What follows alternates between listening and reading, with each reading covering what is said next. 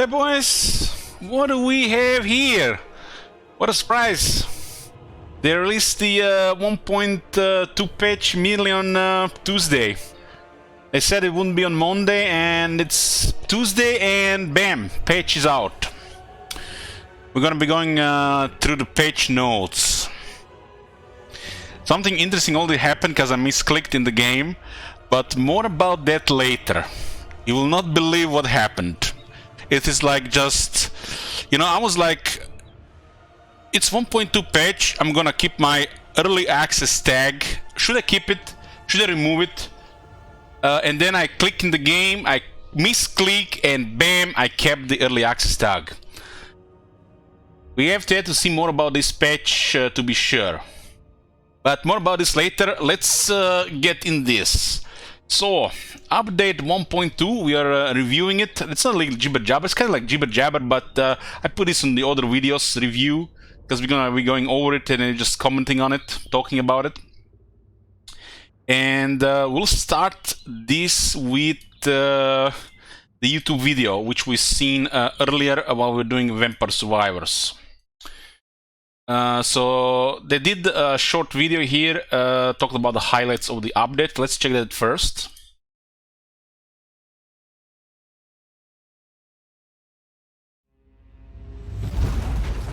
Total War Warhammer 3 patch 1.2 has arrived, with feature updates, performance boosts and bug fixes galore.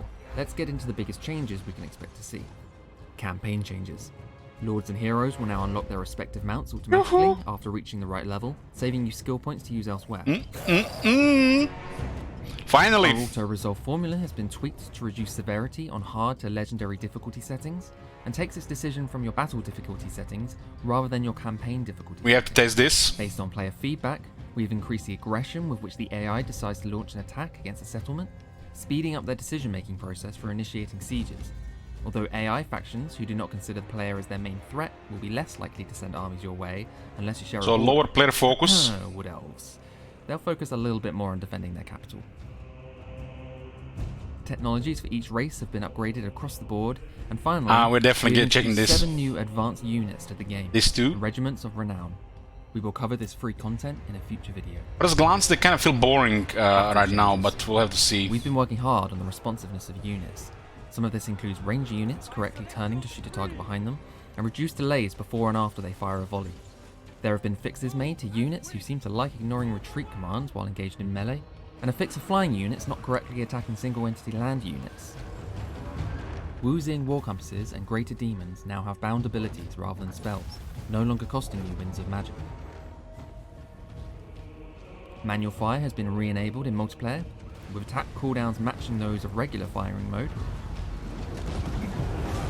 And finally, every faction has undergone adjustments to their stats.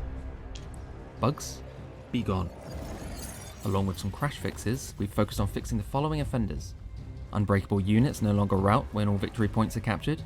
The Demon Prince's Glory will correctly unlock the final stages of the Bloodthirster set. Slaanesh can now dominate playable factions, and Demon finally dominate automatically declare war on Miao Slaanesh's Ying vassals. in our Immortal Emperor's campaign, right? Made for heroes and large units sync animation. The AI's ability to redeploy destroyed towers before the cooldown period ends has been removed. Artillery crew can now recrew their artillery machines after one of them has been destroyed, and battle terrain that is too bright has been turned down. Lord of Change units will gain experience in battle and campaign as expected, and offers to the Great Maw can now be performed when the Ogre Kingdom army is at sea. A lot of too good to be true stuff. These are but a handful of changes you can expect to see in patch. Handful. To read the full list of changes, visit our website. Okay, so I just want to mention they did mention about some crash fixes in our last campaign, the Pox Makers of Nergal. We encountered 4 crashes. 3 were during various things while fighting Empire Walled City. We thought it was related to summons, but it's not just summons. So Nergal fighting Empire. Besieged Empire with walls seems to have some stability issues, and we also encountered I think it was a crash as well The fourth one was still, I think, a battle as well. I mean, all four Nergal ones were on battle, and the first two crashes were campaign.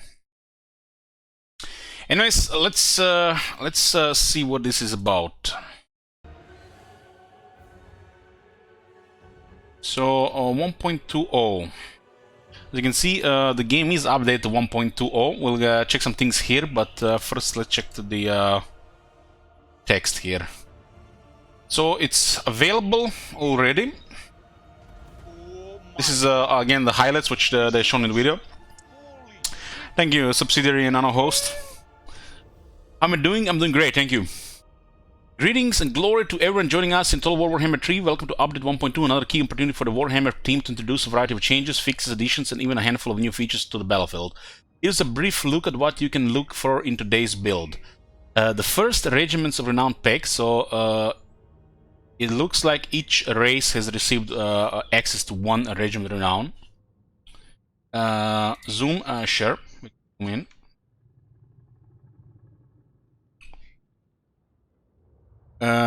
Mounts now automatically unlock for all mounted characters, no skill points necessary. God damn. That's a big one. That's a big one, especially on some of the confederations and some of the other lords. Some of them you would not get the early mounts, and you would kind of, you know, a little bit behind. Like, I feel like main example could be a Supreme Sorceress, or heroes which are going for something first, spells instead of mounts. Karl Franz gets the earlier mounts before the Deathwing. I feel like I wasn't even expecting they would do this, but we wanted something to be done regarding mounts. This is a good solution. This is a good solution. It could also meant level requirements plus binding with gold, but yeah, this is fine as well. Probably the most convenient way to implement this. Auto-resolve fixes for key campaign issues identified over the first months of Warhammer 3. So some auto-resolve fixes.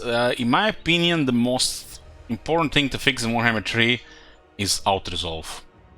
Because this is going to be one of those things that is going to be the most important thing in the game, really.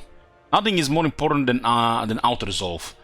It can be the difference between campaigns that just flow and campaigns that turn into a grind. And with grind, you know, it's not always bad, but sometimes it becomes tedium, especially if it's follow-up battles or a large army versus small army and it's giving you unfair results, which just tends you to do more manual stuff and builds up tedium, and you don't want to keep replaying the game. So auto-resolve still, I think, the most important thing, and it's one of the most important thing in Total War games in general to get right.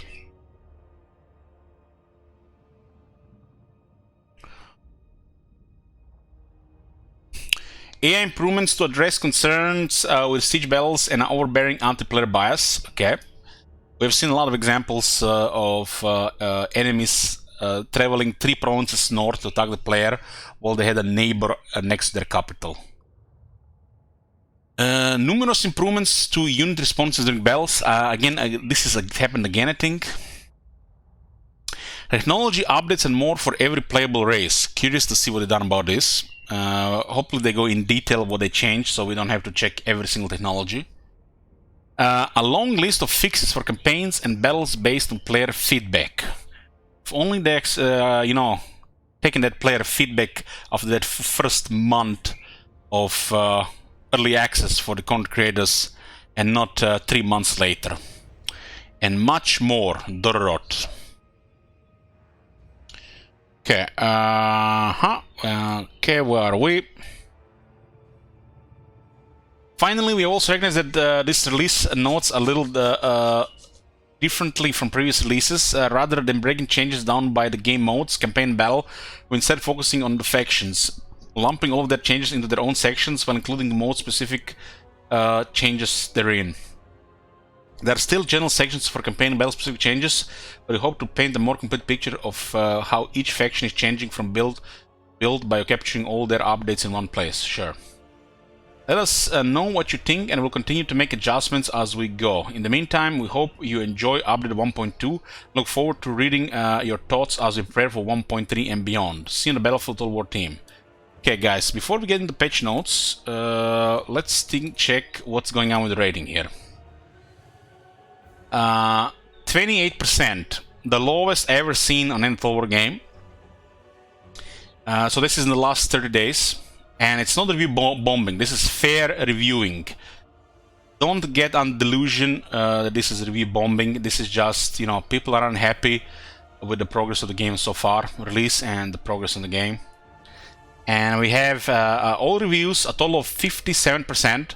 To compare, if I'm not mistaken, this is already total more reviews than Warhammer 1 has gotten since release. So it's vocal enough. I think Warhammer 2 reviews in nearly 5 years they have received about 75,000 reviews, and there was 1 or 2 review bombings. This game has not been review bombed, so don't get confused about this, no matter what the sheep are telling you about. So no review bombing here. This is just what people think about the game, recent and overall. We'll see how it changes in the next few days or in the next few weeks. Okay, update 1.2. Let me see, 1 second. Okay, this is my little bit too big. I think this is fine. Oh, fine like this. Should be 15% to be honest. I think no. It should be definitely over 40%. Check out the highlights of today's update. Regiments Renown 1. So, from looks of it, Tsar Guard, Celestial Guard, Ogre Man-Eaters with a pistol. This, I think, were the Bloodletters. Pink Horrors, Exalted Demonettes, and the Plague Bearers. Well, half of them look like boring, but we're gonna have to see them in detail, see what's different. Now, I hope it's that they didn't just give them like one ability and that's it, and call them Regiment of Renown. Having units that are accessible in a Regiment of Renown style, it's a strength for the faction, no matter what they add. But I'm hoping it's just a boring, different color unit with one more ability, like Tsar Guard with Frenzy, for example.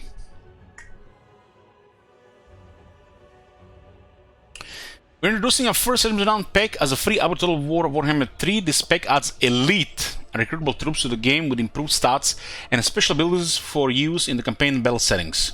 7 new units are available to unlock: the Dune Dragon, Celestial Dragon Guard for Grand Cate. So I'm gonna read this thing. This is kind of like some little bit flavors. We'll check this in the game. We don't have to see this in here. So we got Celestial Dragon Guard, we got Exalted Bloodletters, we got Tsar Guard Great Weapons. Hold on, can we actually do this? Let me see. Let's see. 1 perfection, yeah, they're locking them periodically. Yeah. Let's load a campaign here. Why not? We can see it better in the game. This is kind of some flavor. The Exalted Plague Bearers, okay, they're not regular, very good. Exalted, Man-Eaters Ogre Pistols, Exalted Demonettes Slanesh, Exalted Pink Horrors, okay, it's Exalted ones. They reset the multiple leaderboards, yay. Now we can measure dicks again. And, okay, this is the next thing, but let's check first this Regiment's Renown. This is our Seduce Slanesh campaign that I played first time. 2 pages later, I should probably delete all the saves, because there might be some issues now with after 2 updates. Might see some of the updates updated already. Okay. Most privileged of Slanesh. Mm-hmm. We can see them here. So these are the regulars, Exalted Demonets of Slanesh, and these are Bringers of Beguilement, a Regiment of Renown. So look at the price, holy shit, over double. Maybe it's the current upkeep. Who will slake this herald's thirst? Maybe it's the current upkeep without reductions. So, rank 5, huh? Ooh, there might be, I might have, ooh. Two. Maybe, Veil of Nightmares. No, this is not the one. Tower of Flies. Not the promised excess. Tower of Flies. Twisted Towers. Maybe this finally got fixed. Let's see. Winds are poorly serviced. The new avatar of sensation. Local is 5, this is 3. It looks like this has been fixed. Yeah, 1 out of Great Book of Bugs. Yeah, we'll update that one, but let's see what that one was. I just wanted to check that. Yeah. Courtesan. So what's special in this unit? This unit has Charmed -8 attack. Well, this unit has a Rampage, so they cause Rampage. Huh. That's in a way is worse. That in a way is worse. Because this gives these units quite a bit of a survival, because the good defense relies. So instead of Charmed, they got the Rampage. But, if you combine the units for that fight together, you can apply both Charmed and Rampage at the same time, which is better. But as a single unit, it's worse. It's worse. But when used in combination with another unit, like one's hitting from one side, another hitting from the other side, it's better. They also have Perfect Vigor, so instead of Charm, they got Rampage, and they got Perfect Vigor. Not great, not terrible, just 2 different changes. As an emergency unit, it's pretty good. Factions that don't have like Raised Dead or Nergal recruitment, having extra regiments of renown can save you some downtime or some setbacks, save the settlement by recruiting regiments of renown. That's why regiments are important, as you know,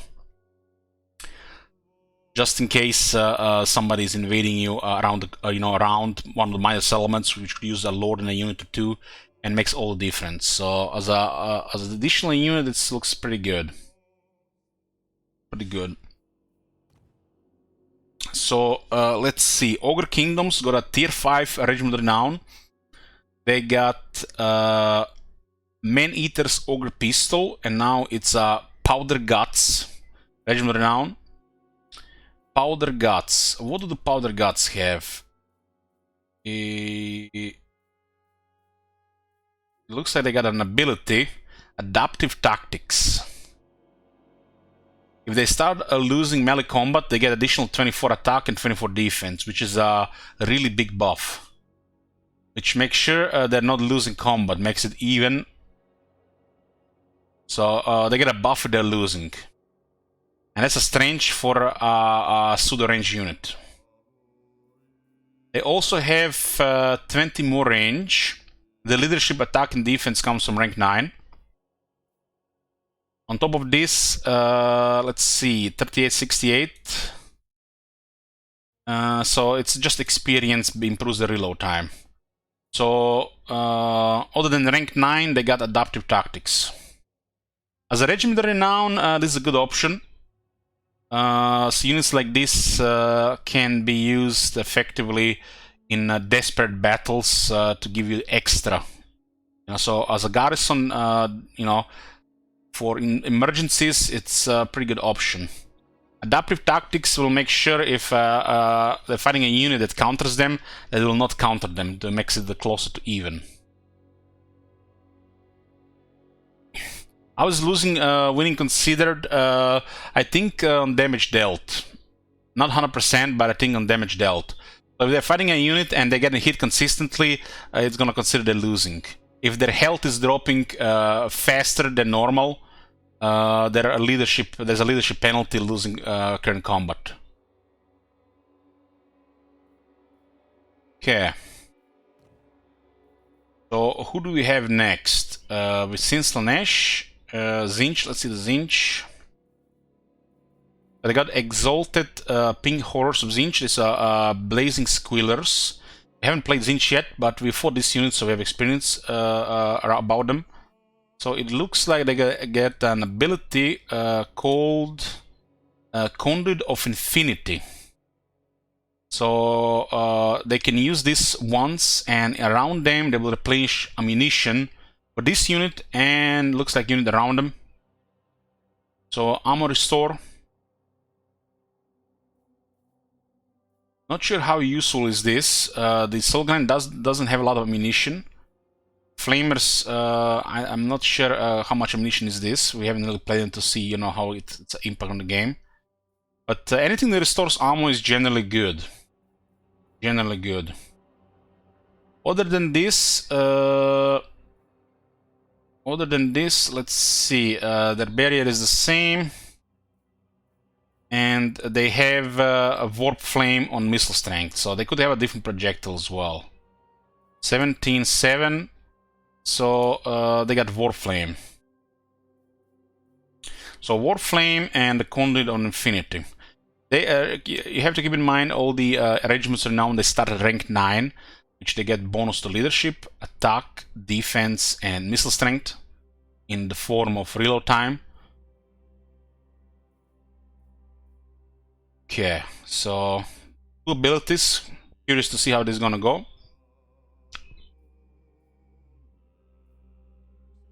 They can use it only once, this ability. Okay, so it looks like it's gonna be used for probably additionally another 2 units. So who do we have next? Demons of Chaos. I guess Demons of Chaos get access to all of them.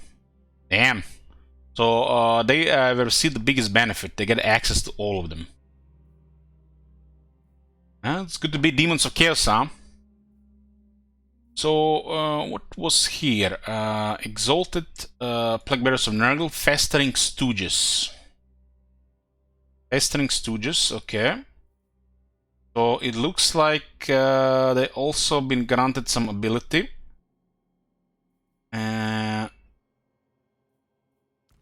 2 abilities actually. 6-7, 6. Okay. Their Cloud of Flies have been upgraded to Gloom of Flies. And this grants them also Terror. Terror. Okay. And they got Festering Gate. Wow. When they're in melee, they get Hunger, which resurrects. It's kind of like horrible regeneration without a downside. Oh, that's an incredible unit now. This thing will win garrison battles on its own. On its own. Oh my god! Have you seen that shit? This seems to be like a ridiculous unit against invaders.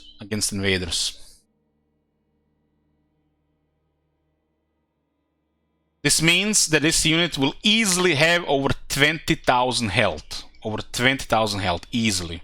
Because you have 13,000 health and then additional 75% from healing. Stacks with Monument as well, yeah, this is insane. The Exalted Plague Bearers are already some of the tankiest units in the game in general. You need like multiple range units to kill it effectively. Okay, Hellforge Host, Exalted Bloodless of Khorne. We haven't played Khorne yet, but we fought a lot of this. Let's see. So these guys have additional 20 armor. Additional 20 armor, and let's see. These guys have Hellblade, 80 kills. I always found 80 kills seems to be like a steep requirement. Why not 60? 80 kills is literally you need to kill quite a bit. And this one has Hungering Blades. This one requires 40 kills. That seems like more realistic. I think it should be 60 on the regular ability, but that's just like what I think. So on top of 20% damage, they also get 5 attack, which makes them deadlier. This is a very good ability because it will activate early and make this unit very deadly. This is a unit which has great damage, crazy anti-infantry, and has really good attack. It's literally just a grinder of infantry, one of the best in the game in general. Probably close to the Sword Masters type of unit. But once this ability gets triggered, probably as good as Sword Masters. So you get a very deadly anti-infantry unit. In a way, as a Regiment Renown, it's better than the Sword Masters. With additional 20 armor, doesn't have to rely as much on physical resistance. So quite a deadly anti-infantry unit. Can be used in a lot of things. You put the Razor Standard this unit. Razor Standard, and it's just like you're gonna trigger this easier, faster, and then it's really deadly. Like this is a unit where you kind of might want to put even in the army, not just for emergencies, and just send it in and just grind down enemy infantry. So what else do we have? We have Grand Crete, right? Celestial Vanguard, I feel like a very defensive unit. So what did they get? It looks like they got abilities. Abilities. Okay. Wow. They got Encourage. Hopefully it's a stronger Encourage than the regular. Encourage is that blue circle that grants leadership to nearby units, same like all the characters have. Hopefully it's stronger, so you don't need to have a battle skill to update it. Health-wise, they're the same. They get magic attacks. 6, 9. They got also spell resistance, 20 though.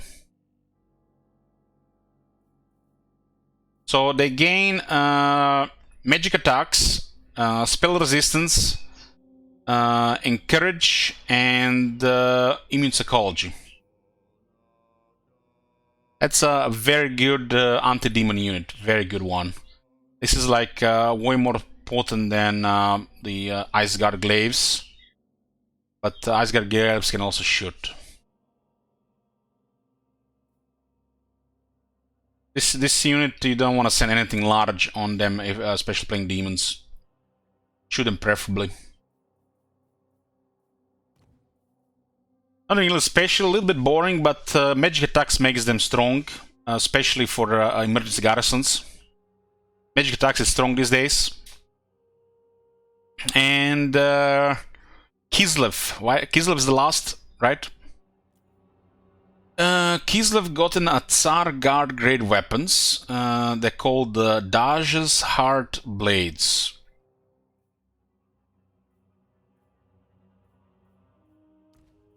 Okay, so they granted 2 abilities and flaming attacks. They got Daj's Song of Winter Sunlight, so they get an ability Patriarch gets, which will recover vigor completely. And this will recover vigor on everybody around this unit, which is great.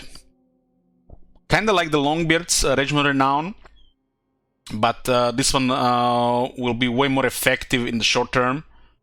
And kinda it's better than trying to fight long term, because this units with powerful stats, especially on teams that are prison units, quality stats, once they get tired, they lose effectiveness, and this goes well with this unit.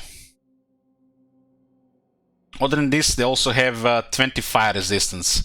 Flaming attacks and fire resistance, not only special, situational, could be useful against some factions like Zinch, could be useful against anything with regeneration. This is an anti-infantry unit, so you're gonna want to send in on infantry, because you're gonna utilize that 10 anti-infantry, which is significant. That's over 20 extra attack.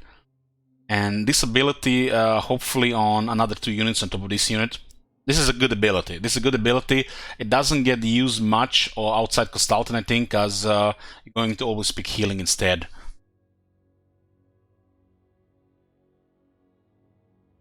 Okay.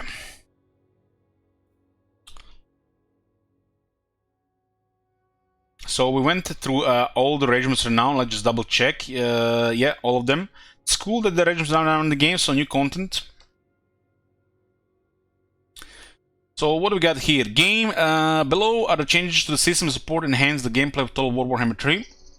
Stability and performance. Fixed an issue where occupying a settlement with a lone army could cause the game to crash or freeze. Ooh, this didn't happen to us, but I always fear that something like this could happen when you use ally armies, you know, when you use allegiance mechanic. Fix a soft lock when entering Celestial Realm to collect the final soul and then passing the turn. Ooh. Man, imagine that happened on stream. That would be crushing. Crushing. Okay, I had one crash in Realms of Chaos, and it was in the Realms of Khorne right after they released the patch.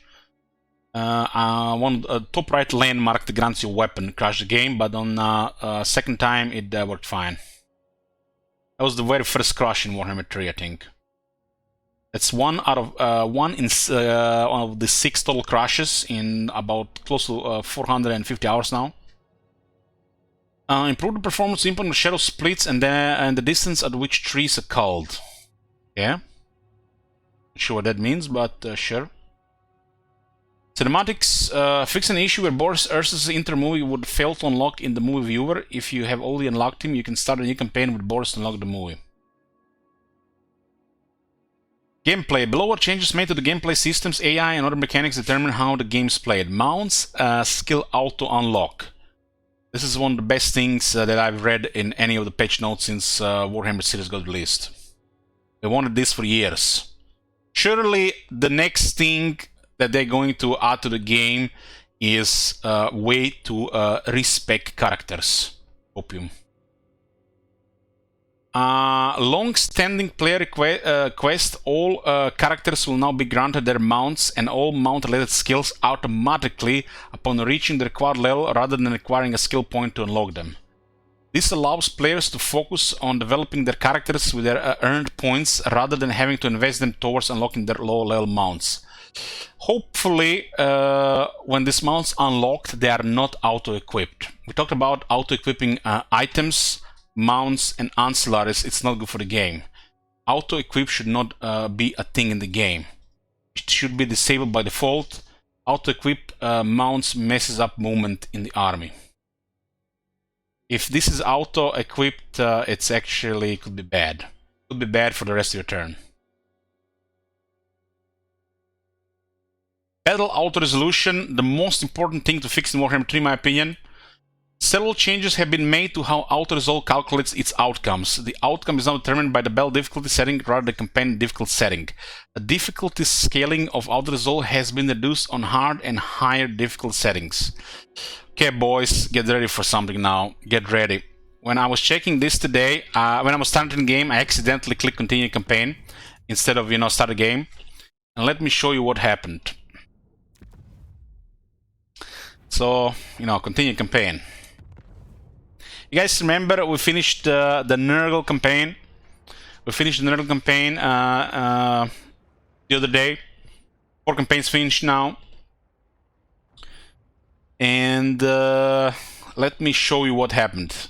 We finished the final battle, and instead of clicking continue campaign, we clicked main menu. Do not click main menu. Always click continue campaign, especially if you want to check something later. Let me show you what happened. So I clicked continue and I'm like, what? The game did not save after the battle.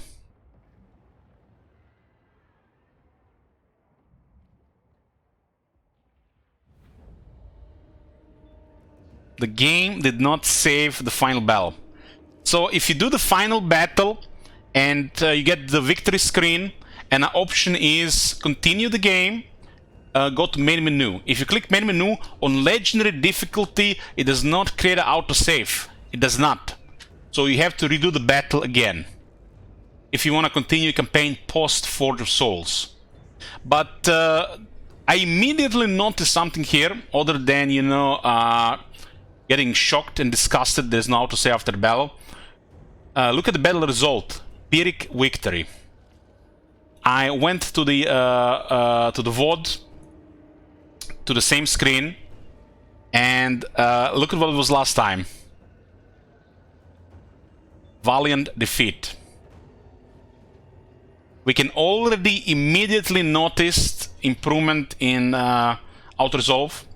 If you're very experienced in the game like me, every survival battle, unless you're pushing with a shitty army, like really shitty army, will end up in a heroic victory. But this was 1.1 patch, Valiant defeat, and this is now Pyrrhic victory. You can immediately see improvement to the auto-resolve, balance of power.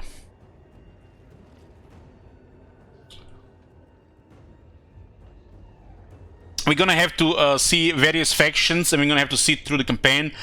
My biggest hopium is those follow-up battles against damage forces, the very small minor settlements, the victories by default with minimal casualties, like they are in every single manual battle, instead of adding tedium to the campaign. For example, in the Nergal campaign, I can probably guesstimate the tedious battles have added over 10 hours to the campaign. Close to 10 hours, I would say. So, auto-resolve has been improved. Let me just exit the main menu here.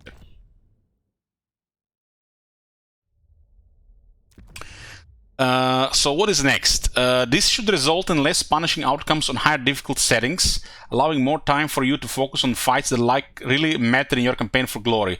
We'll continue to monitoring the behavior of auto-resolve and making adjustments in future builds. They should. I repeat, auto-resolve in Total War games, not just Warhammer, is the most important thing to get right. Should not be too easy, and it should be punishing. Large battles should nearly always be fights, unless your army is just way higher tier with higher characters, rank 9, imbalance in quality of the units. And all those lower battles should be easy wins, auto wins with no losses by default, depending on the size and experience of the enemy army. But yeah, the tedium needs to be optimized. So less tedium and faster campaigns, better flooded campaigns, and this promotes the play value and makes the game fun for longer. Okay, so the next stage here is AI behavior. Based on player feedback, we have made several adjustments to the behavior of AI control players. We've increased the aggression levels of AI players, which should make them more inclined to initiate siege attacks against settlements. I did notice on a couple of occasions that the AI would siege you out no matter what. No matter what. There are some factions like the rebels, they always out-attack. The demon rebels sometimes siege you, especially the ones for the rifts. And I noticed this also weird thing where when the garrison is nearly depleted, instead of them just clicking the settlement to auto-win, they siege you for like 5+ turns. There's a big issue with the game, and it cripples pressure against the player. And instead of you being under even more pressure, you easily recover because the AI is in a way glitched in this behavior. Hopefully this got changed.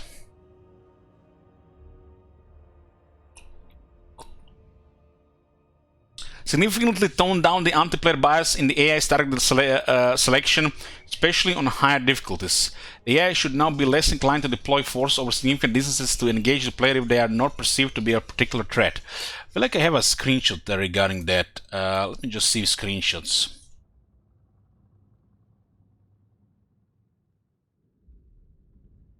Sometimes the screenshots are not auto-uploaded.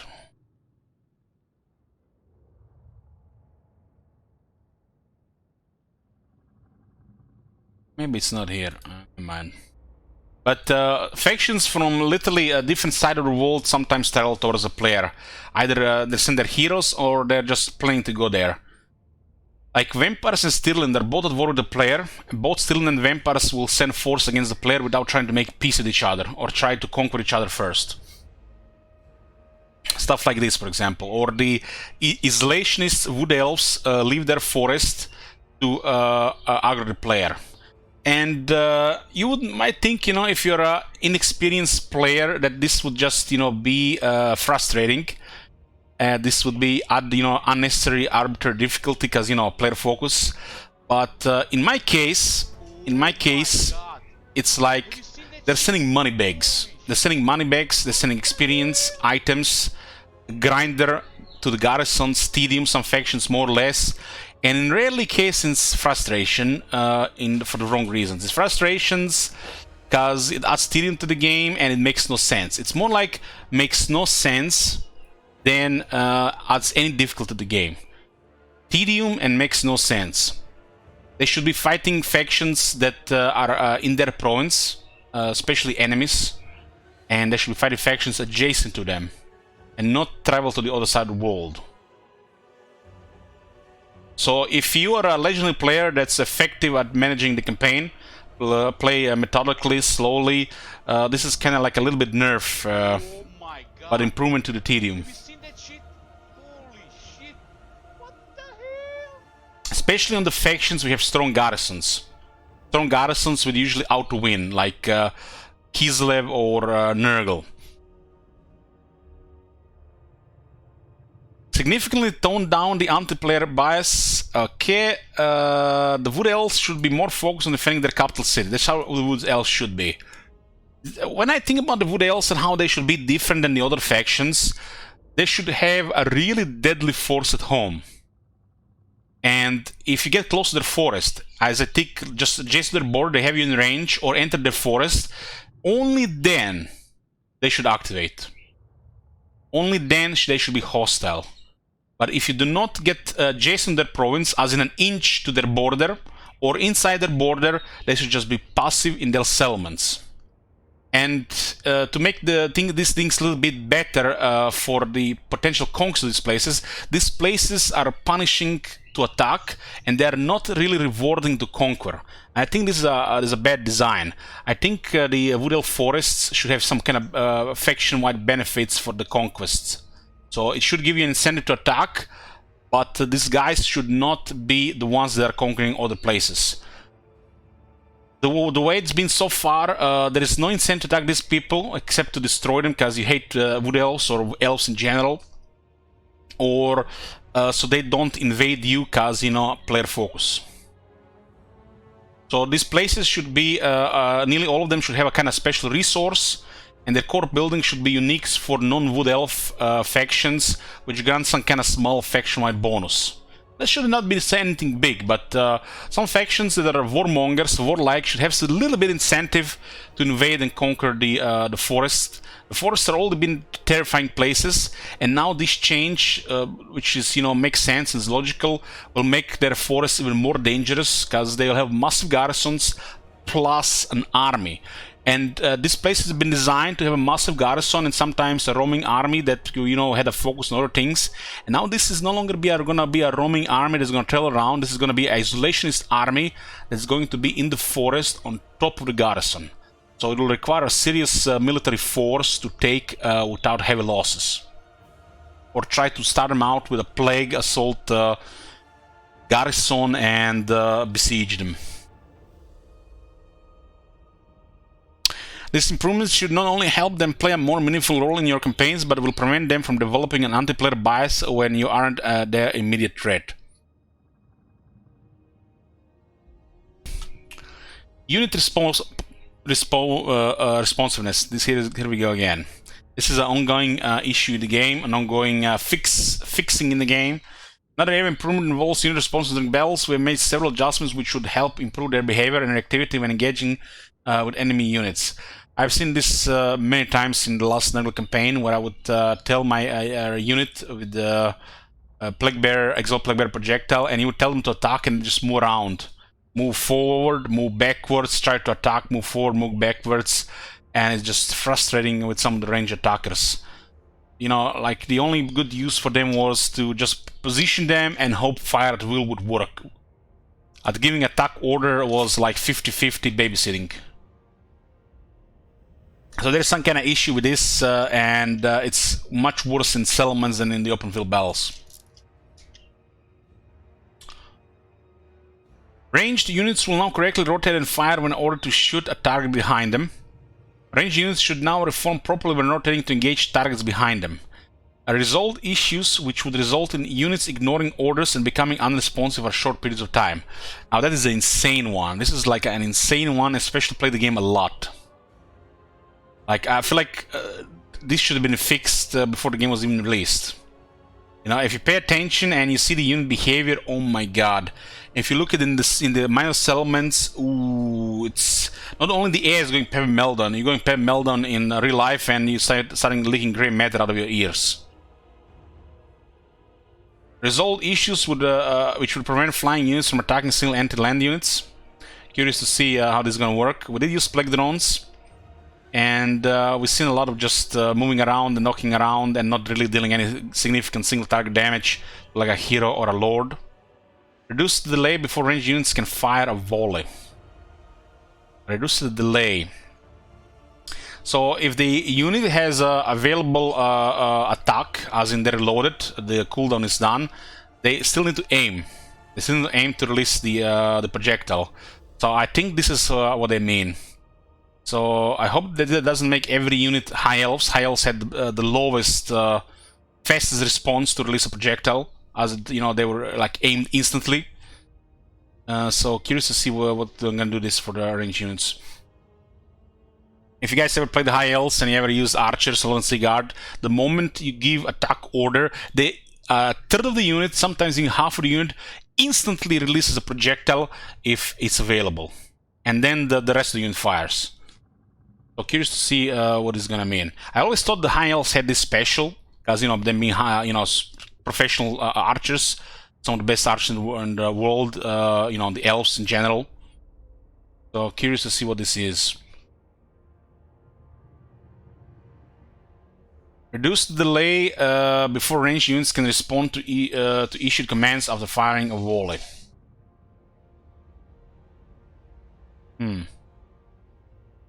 Reduce the delay before ranged units can respond to issued commands after firing a volley. Not sure what this is, but we're gonna definitely check behavior. The next faction we're playing is Grand Crate, so we're definitely this is a ranged faction, more or less. So we're gonna have to see how they respond. Remove transition animations used by the Iron Hell Gunners and Armored Cossacks, which result in an overall reduction in their damage per second. So I've noticed in Armored Cossacks, you would give them attack order, and they had the reload was available. I mean, they were not reloading. The cooldown was available. So sometimes they would fire, but they would like aim, and they would just like split second like stagger, and then they would shoot. Aim again and shoot. It's like a split second weird thing with pistols, and I think that's it with Armored Cossacks.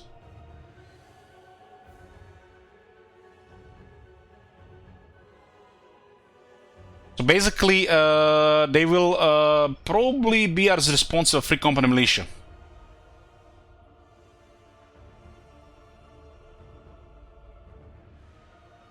Because you guys seen that thing with Armored Cossacks, with like the two-handers and their pistols at the belt?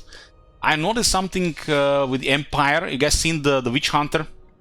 The Witch Hunter, for as long as I remember, and I can remember, has always had a sword and a pistol in his hands, right? But something happened with the Witch Hunter where his pistol animation is bugged. So he has a sword and a pistol, and the pistol is moving to the belt, switching between the belt and the hand instantly. It's teleporting. There's no animation. Why would the Witch Hunter do this? So it's either a bugged animation or some delay in attack.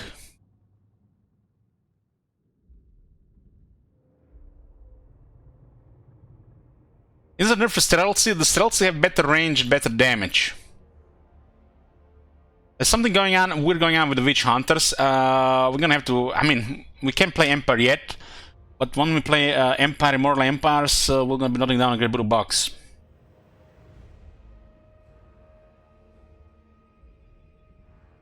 So, more responsiveness and better responsiveness when shooting for these units. I did notice an issue with armor costs regarding this, but I thought it was just part of their animations, which was weird. It looks like it was like a, I don't know, 0.2, 0.3, some kind of stagger, or I don't even know how to show it, just kind of delay with an animation bug before they open fire with their pistols. Implement a partial fix for instances where the units engaged in battle would ignore player-issued retreat orders and instead engage in melee combat. We've seen this many times. Many times. We will continue to identify and make improvements in future releases, okay? A partial fix. So, yeah, partial fix for now. This will be a long-term project, but we will believe there's some positive steps to take towards creating a more engaging battlefield. Goddamn. Manual fire adjustments have been made to the manual fire option for artillery units used in battles. Cooldowns when using the manual fire mode should now mirror timings in regular battle gameplay. So no longer you have fire at will and the player one as well. So this has been an issue since this got first available. This was highly abusable in Shogun 2 naval battles. I don't think it was ever fixed. So it took them, what, 12 years to fix this. 12 years. I always thought this would be a feature, because the player would use the artillery piece to fire, and you would lose the control over the battlefield, because you're just controlling one piece. You were not present elsewhere, using your other units and responding to what the opponent is doing. So I always thought this was an intended feature.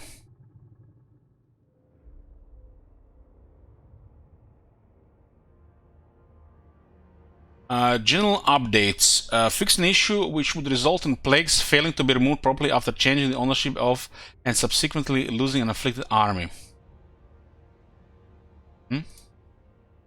Players will no longer receive achievements for recruiting great demons units while playing as the Demon Prince. Rather, they must now be recruited when playing as their respective god's faction. Yeah. Factions and balance, and starts with Demons of Chaos.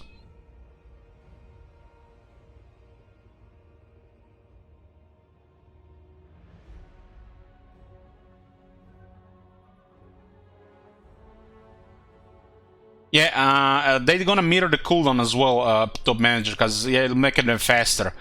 This should be pretty good on some fully buffed cannons, especially if you need them used for desperation. This is, I think, gonna be also very good for short-range shots with a Hell Cannon.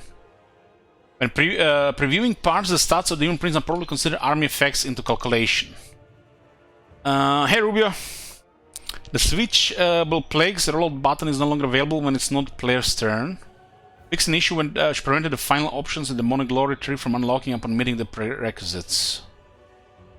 Fix an issue which should prevent early game missions from properly avoiding undivided glory when playing as Demon Prince. We haven't played as Demons of Chaos, but good things they're fixing, you know, before we had a chance to encounter them. Hey, me.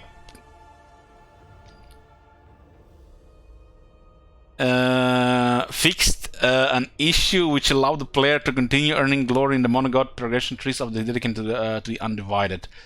Okay. So there's issues with a couple of skills. Nothing really relevant because I haven't really experienced it yet. Corporal and Carapace an issue where the skills will not apply the effects of Demon Prince army. So some 3 issues which we have not experienced. But good thing they've been fixed before we had to put them in the Great Book of Bugs, right? Have you seen that shit? Holy shit. Items. Thank you, Fig. Move the 10% plus 10% resistance granted by Demon Prince default demon head and add it to his base stats. His stats should now align with the plus 25% base resistance from all demons. Hallelujah! Praise Zinch! So no longer can we mock the Demon Prince. The Demon Prince is looking more and more like a actual formidable demon and no longer half-assed prince. Okay, Grand Crete, let's see. Dev note. Oh, allow me some dev notes. In update 1.1, we took the first steps to increase the performance of Crete overall, but we felt it was necessary to take additional measures with niche units that haven't quite solidified their place in the roster. Of special note are the Crane Gunners, which are looking to push beyond the power level of the Warplogged Zales. Which they are looking for it. A similar unit from Warhammer 2. This change comes at a higher price point, however, to clearly indicate their quality. We had some experience with this unit playing Seducers of Slaanesh, and they did feel us a little bit like the Warplogged Zales. I mean, the Skaven had to get this technology from somewhere, right? But they're firing different things. The other units, I mean, the other units are seeing some much requested and more needed changes in the... is it Wuzink War Compass? Or is it Wushink? I'm still learning Catan, guys. I think the guy in the video said Zinc. Or is it Wushink? Maybe he said it wrong. Sh or Je? Shink? Wushink. Shink, huh? Didn't the guy in the trailer said Zinc? Sharing the Winds of Magic pool with our characters is awkward. And we recognize that doing so doesn't work as well in our game as we would like. Yeah. More bound abilities, especially on special units. That's the only way to go. As such, the mount now provides 2 charges of each spell for free. To compensate, however, we weaken the version of Celestial Command spell available to the unit. It's fine as long as it's free. Lastly, we are aware that the formation attack feature has been tough to deal with for Crete players, which is why it will be something we're looking to fix in the upcoming 1.3 release. So we'll see this, you know, infamous formation attack in 1.2 now, before it got changed for 1.3. Like I said, guys, I played the ROM, and I had a lot of people discussing about these things. I was a person to keep information, and then with some units slice through the enemy. In Rome, literally everybody was abusing it the other way. They would turn off formation attack so units could actually fight properly. So by using a formation attack, you would cripple yourself, but the armies would look nicer when they were fighting in formation, and instead of fighting outside formation, even if it was less effective. The purpose of formation is for the army to fight as a whole, not for the army to, you know, just use couple units. And it's just enough for those units in formation to use their mass to prevent the enemies from getting anywhere else.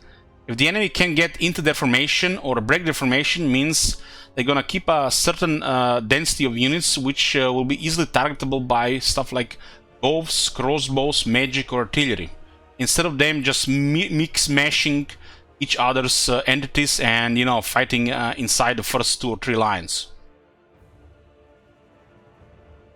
It seems like here people want, you know, they want to keep formation, and they want these units to fight as a, you know, melee grinder at the same time. That was always also like a thing that was, you know, abusable in Rome 2 until, you know, they decided to add a guard mode, you know, 5 years later, Kekwi. But we've seen some of the services on Ash, but I don't think this thing is really relevant for large Crete forces. It probably is relevant against another player, or when you just have a couple units,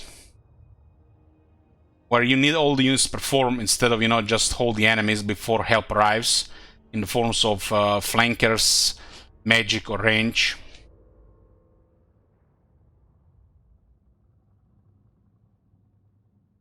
Campaign. The dispatch and add caravans buttons are now grayed out when the player doesn't own any settlements. So curious to see, to hear what will happen with this button if you own the settlements. The game just lock out and you can do click anything. The Harmony icon will no longer block the cursor when the player is trying to target spells on an enemy force. Fix an issue where the ammunition effects of Great Bastion buildings would not always apply while under siege. Okay. So, unit changes. Crane Gunners have 5 more AP missile damage. Crane Gunners also have Penetrate on infantry targets, which makes them way deadly against infantry. Crane Gunners also have better accuracy. I wonder how this compares to Warplug Elves. Regarding penetration especially. Jet Lancers have 7 more charge. It's actually relevant now that they've improved the charge of the large entities.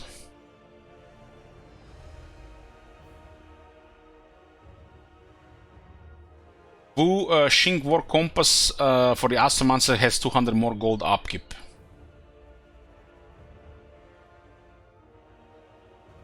Okay.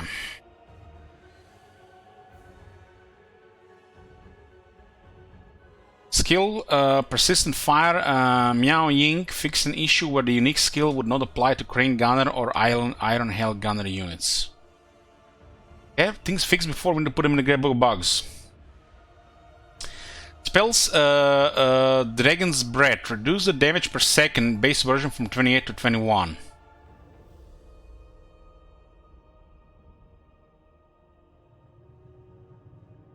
Pushing War Compass, the mount spells are now treated as abilities with 2 uses each and no longer require Winds of Magic, so they got bound abilities now. The following adjustments have been made to the Wuxing War Compass spell Celestial Comet. So they lost half of the damage. But it's faster to activate. 2 free lesser comets is still good enough, I think. Good enough. I think Celestial Comet has ridiculous damage in the first place. But you can use it twice and it's activated faster. This is very good in mosh pits, sieges and settlements. You can always get a formation where this spell is devastating.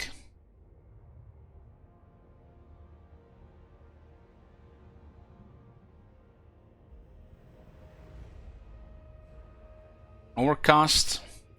What was that thing where you actually see in here? Just load this. Technology improved winches. Fixed an issue where the technology would not apply the bonus to Jade Warrior Crossman. The following technologies have been changed from their original functions.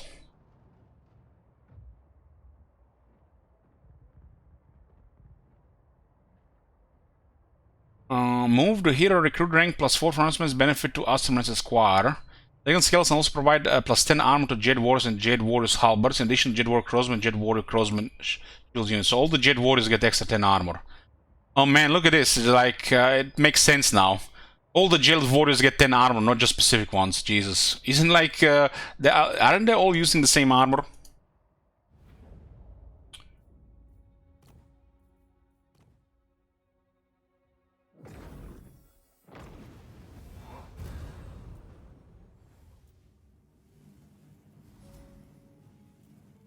So you can see it's the half of the regular damage. The upgrade one does double explosive damage.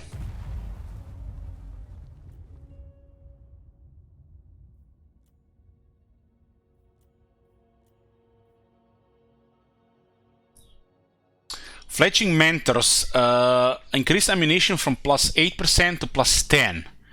Goddamn! Goddamn! 2% more ammunition! 2% more ammunition, boys. Let's see like a standard unit here. They got 22. So from 22 to 24, from 22 to 24 still. Maybe it's actually gonna be 25 now. Maybe it's gonna be a breaking point for one more. Maybe the Osti guy is back. The Osti guy is back. Fletching Mentors now also affects Celestial Dragon Crossmen and Jade Warrior Crossmen in addition to Peasant Archer units. What? What in the... What in the... What in the shit? It was 8% armor, but only for the peasants? Oh my god. That is so bad! Bad! Oh my god, that is horrible! Good thing I didn't play Grand Cartel until now. Holy shit!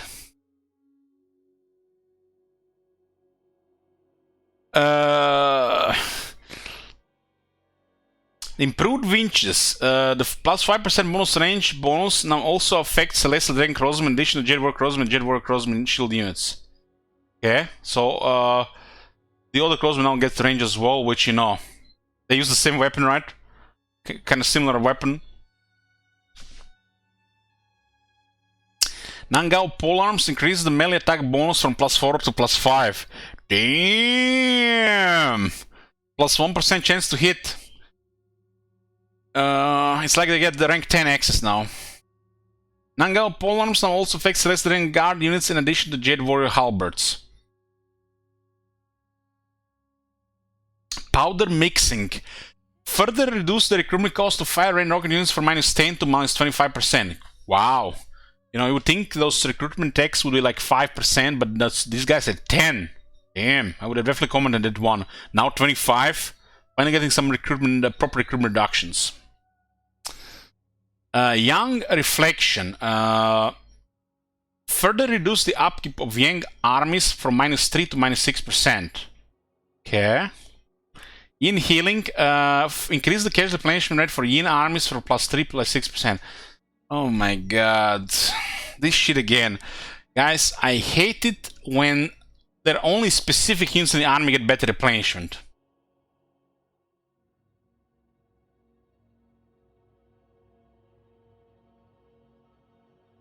So what do we have here? The following technologies have added knowledge bonuses added to their existing benefits. Okay. Ooh.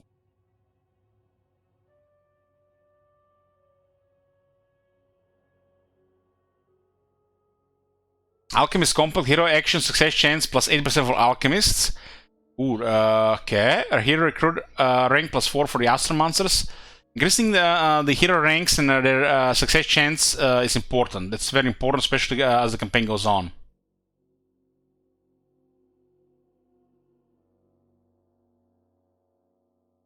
The Yin Yang armies refer to the lords, not to the units.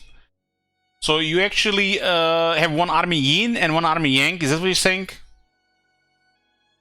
I'm not familiar with Grand Cartel yet. Armor plus 15, Chelonian Stance. Armor plus 15 for Peasant Long Spearman units. 15 armor for Peasant Long Spearman? What the? That seems like a lot.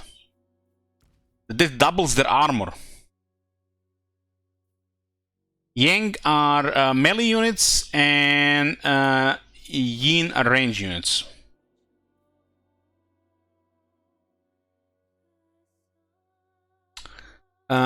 Crane sights range plus 10% for crane gunner units. Damn! We're getting some proper range meta unit here, boys. 275 plus 10% with penetration. More and more like Warplock Giselles, if not better. Defensive formations. Melee defense plus 4 for Peasant Long Spearmen, Celestial Dragon Guard, and Jade Warrior units. Another 4 defense for these units. Dragon Emperor's Blessing, Hero and low recruit ranks plus 2. Dragon Emperor's Blessing, recruit rank plus 2, I guess for all the units. Dragon Emperor's Blessing uses magic power reserve plus 3 per turn. This is like all like really good stuff.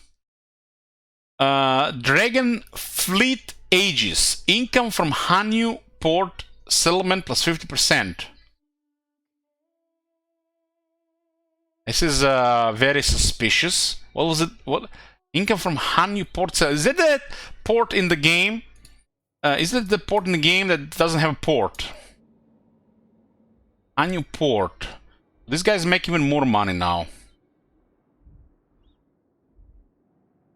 So this place got 30% more income. They don't have technology yet there, boys, to implement the port on the river for the campaign purposes. It's not movement, but you know, for make-believe. But at least the place gets income as it has a port, you know, as it would have port.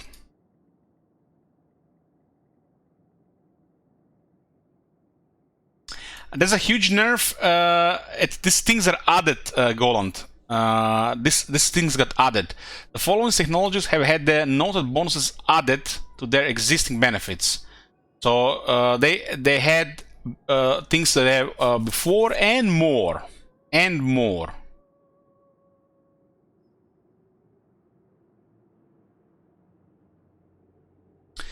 Drill training, recruit rank +2 for peasant long spearman units. Grace of Mambo Jumbo up minus 10% for Yin armies. Harmonic balance Yang income from industry Yang buildings plus 40%. Seems like a lot. Yang Kailash replenishment rate plus 5% for Yang armies, so it goes even further, huh? Now this is actually for other harmony, Yang. That was Yin. 3 recruit ranks for cavalry. Cavalry getting 3 ranks for the attack bonus, it's important. Improved winches, armor piercing missile damage plus 3 for Celestial Rank Crossman, Jet Warrior Crossman, and Jet Warrior Crossman children. So just flat plus 3 on the crossbows. That's insane. That is insane. That's like I would say 3 times better than the Empire and the Dwarves get. 3 times better. That is crazy good. Crazy good. So what, Kate has the best crossbows in the game now? I mean, it's gonna be comparable with the Dark Elves, but general, they're definitely gonna have better than the Emperor and the Dwarves. Didn't the Dwarf invent crossbows? That is 3 times stronger than Emperor and the Dwarves. Shades have double shot and reload time. That's why the crossbows are better than the Empire and the Dwarves. The Shades have 2 projectiles too. I think the Celestial and Crossbow have 2 projectiles as well. Let's see.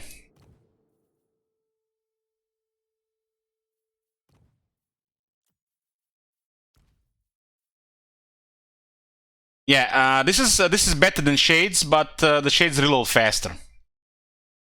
The best thing about the Shades was the reload times. This was the reason why they're so strong in auto-resolve, not just being a hybrid unit. And they shoot 186. It doesn't really matter range above, if it's above 160. It doesn't really matter. As long as you have a slight range buff, it is good. 160 is already more than enough range. This is probably gonna be comparable to Shades. But the Shades is not a crossman unit, it's a hybrid unit. If you just use Shades for range, it's gonna be some form of abuse. Shades have more than that. Shades have been mainly used as abuse on their stats and auto-resolve. But this is purely a crossman unit.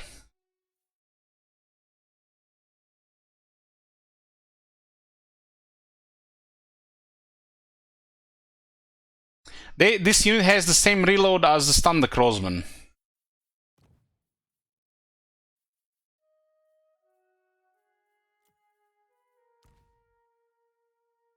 So yeah, they did at one point made crossbows consistent across the line, which nerfed the Blackman Rangers. While the Dark Elves have the special design crossbows.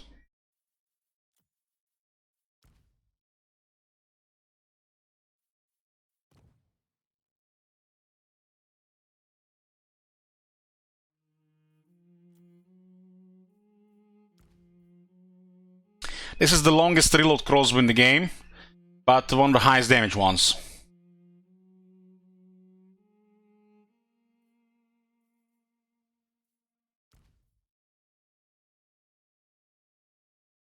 This one reloads the fastest. So Shades still have the fastest reloading crossbow in the game. But they have less range than the regular crossbows. So that makes sense. This is a unit that wants to get closer, not just at high range. So they have the worst range, but they have the fastest reload for this damage.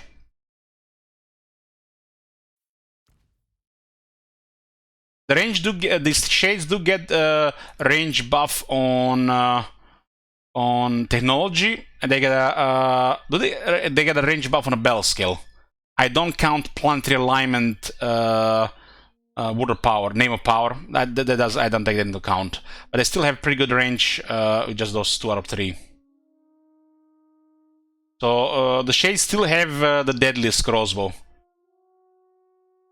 because of the crazy reload immediately. Well, when it comes to veterancy, it looks like the Gryphon crossbow has potential to surpass them.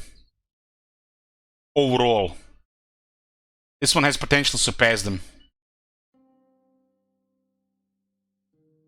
Range is not everything. Range is not everything. Damage, number of shots, and reload times in some cases matter more than range. Range sometimes is a worse thing, because you lose a lot of accuracy and damage if you shoot at long range. What about Blackman Rangers? So basically at one point the Blackman Rangers were like Shades. They had special crossbows, but they did a blanket change on the Emperor and Dwarf crossbows, and they made the reload higher, but made them also higher damage. And the Blackman Rangers lost their special reload time, so they have the same reload time as the other Quarrelers or the Rangers. The Rangers and Quarrelers had a special reload before. So you can see Quarreler here has 11.7. Ranger has 11.7, but the Rangers had closer to Shades reload before. So I think there might have been an oversight here. Mistake, maybe intended. We don't know if this is mistake or intended. And the Blackman Rangers had even better reload, but they now reload the same as the Rangers and the Quarrelers. So Blackman Rangers range got nerfed when they made that blanket change on the Empire and Dwarf crossbows. While that then made the Shades the better one. Blackman Rangers were like initially slightly better than the Shades, but the Shades really surpassed them with that change. At the reload time, nearly 3 seconds. That doesn't sound a lot, 3 seconds, but that's a lot on the battlefield. I'd shoot 10 times. That's a lot. Blackman Rangers used to have incredible reload, but it got changed for some reason. All these crossbows had their damage increased, but I guess it's fine. The Dwarves have powerful range buffs, so it's not really noticeable. While the Empire just got buffed without any downside. Well, there's been some downside to Blackman's Rangers. Rarely anybody noticed that change, which is kind of sad. So we can't know for sure if it was a oversight or intended.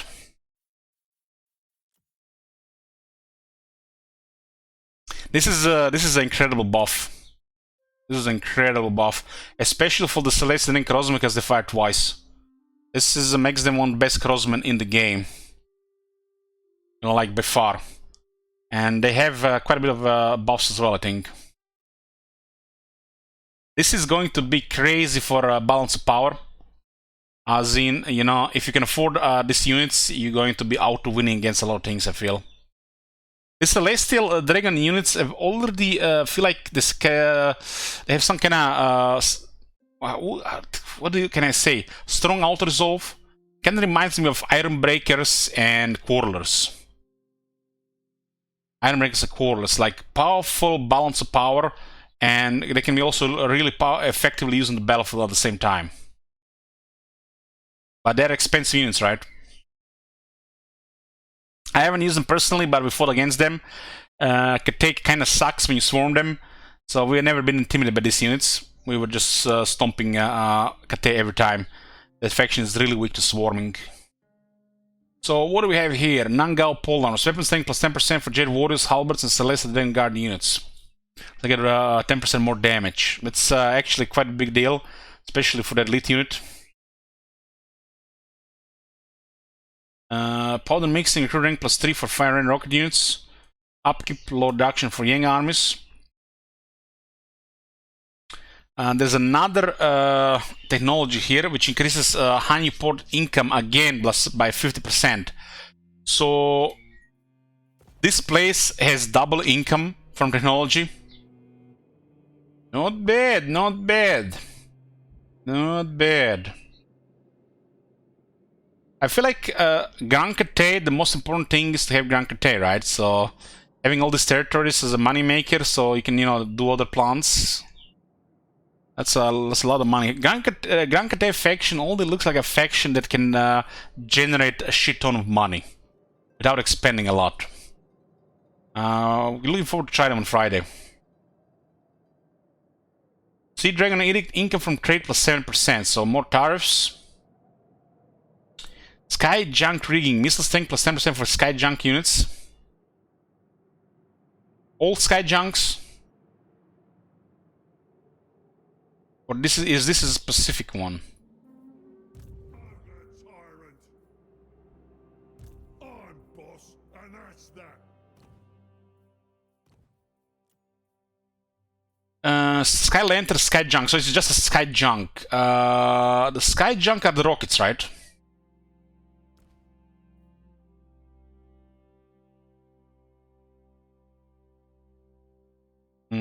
I don't like... hopefully it's gonna increase explosive damage. Sometimes when they buff missile strength, they forget to increase explosive damage. 10% more ammo for Sky Junk, that's very good.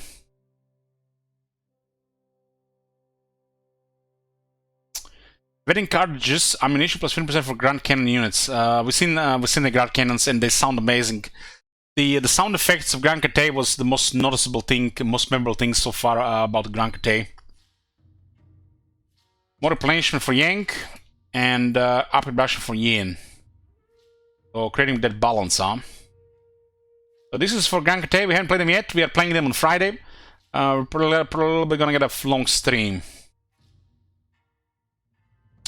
So let's see what they say about Khorne. Khorne seems like a very simple faction that we already played a million times in the Warriors of Chaos. With, you know, different campaign mechanics, you know, campaign mechanics which Warriors of Chaos did not have, but, you know, might get in the future. We did fight them also quite a bit. While we were content with the balance of Khorne in update 1.1, and more or less still are, I think they are referring to multiplayer, our careful approach allowed us to identify some of the less effective units that can now receive some small adjustment in 1.2. The key changes affect the Skull Crushers, who will now gain a bonus versus large units advantage to set them apart from Blood Crushers. Also worth noting are Orbeez Chariots, which are getting a much needed increase to their mass, so they can be more effectively utilized chariots. I'm thirsty here.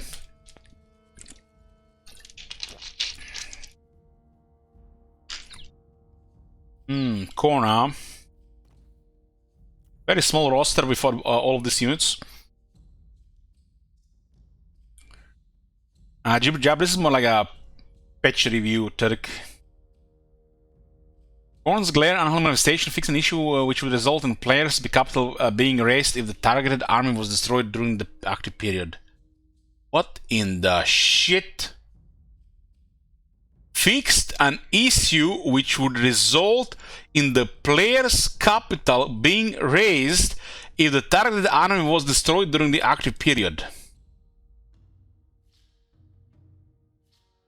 Huh? Thank God they didn't release Blood yet.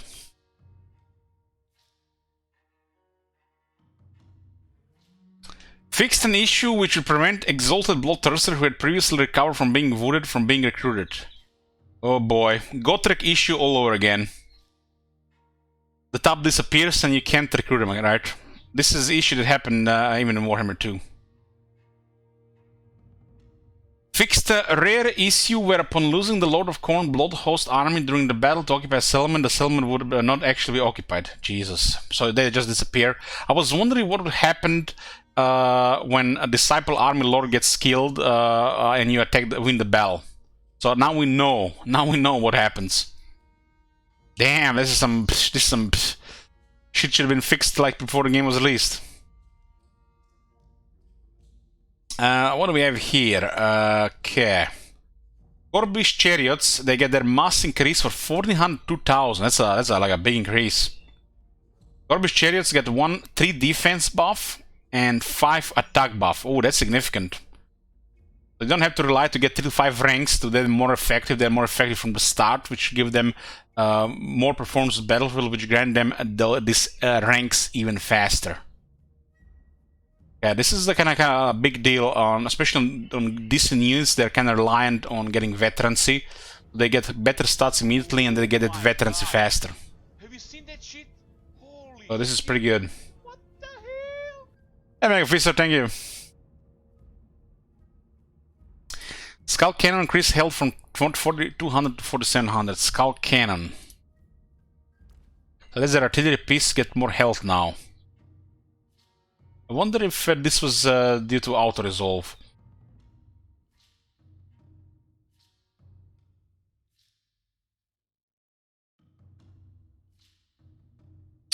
Skull Cannon has better damage. And the Skull Crushers, that's kind of feel like a big thing. Skull Crushers. The Blood Crushers are anti-infantry, and then the Skull Crushers are anti-large. That's really significant here. This unit looks better than the Demigryph's halberds now, way better.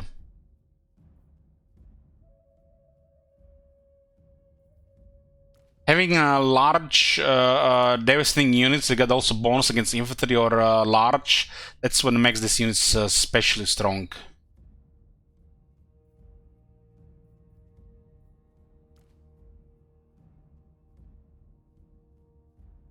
Okay, so Totem of Endless Bloodletting. That's this thing. They got a bigger attack buff, okay.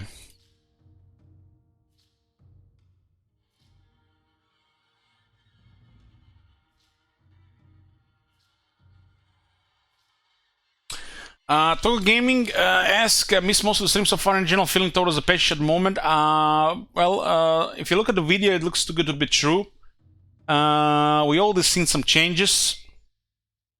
I feel like this is better than the 1.1 patch already. Just on the out result change alone, even if it's just we've seen only one improvement.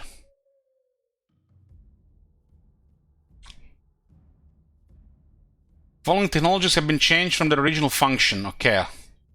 Dogfighting fixed an issue where the tech would offer Vanguard deployment to all units in addition to Strider or Fleshhound units. So there's a bug in this technology where it gave the whole army Vanguard. Vlad says, huh? Quick link, sure.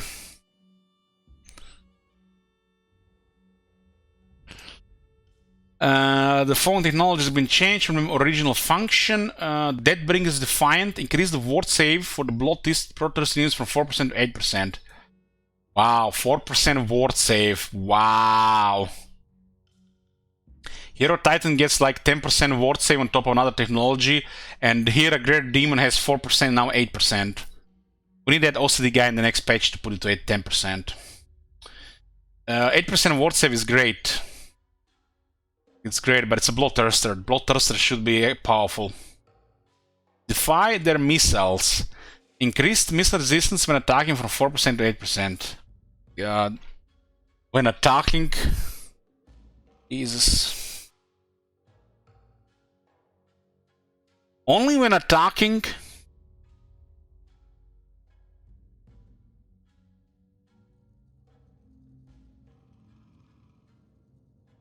Isn't 8 the number of corn? Well, I don't see no number 8 here as royalty, so that beats your point.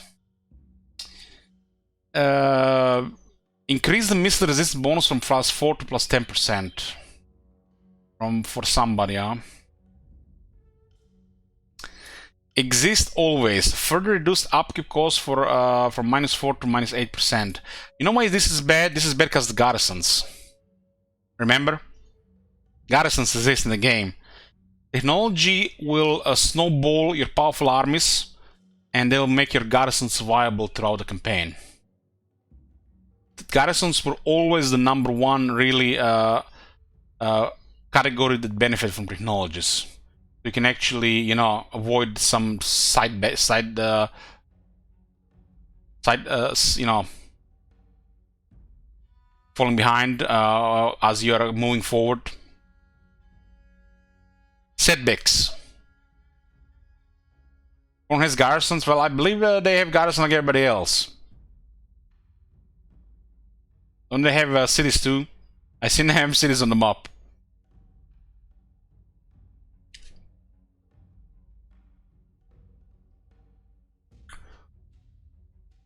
Exist always. Further reduce upkeep costs from -4 to -8%. What is all these 4 numbers, man? Like, what the fuck is a 4? Harvester Pride. Increase the skull scale from the skull plus from +10 to +30%. Hungry Spawn from 10 to 20%. Killer's Trophy. Increase spell resistance versus infections from 5 to 10%. Increase the weapon strength versus Ogre Kingdoms units from 5 to 15. Oh, they had only 5. And Nergal had +6 anti-large. Increase the bonus versus large when fighting the Demon Prince from 6 to 10. What? So you get weapon strength against Ogre Kingdoms, but get anti-large against Demon Prince.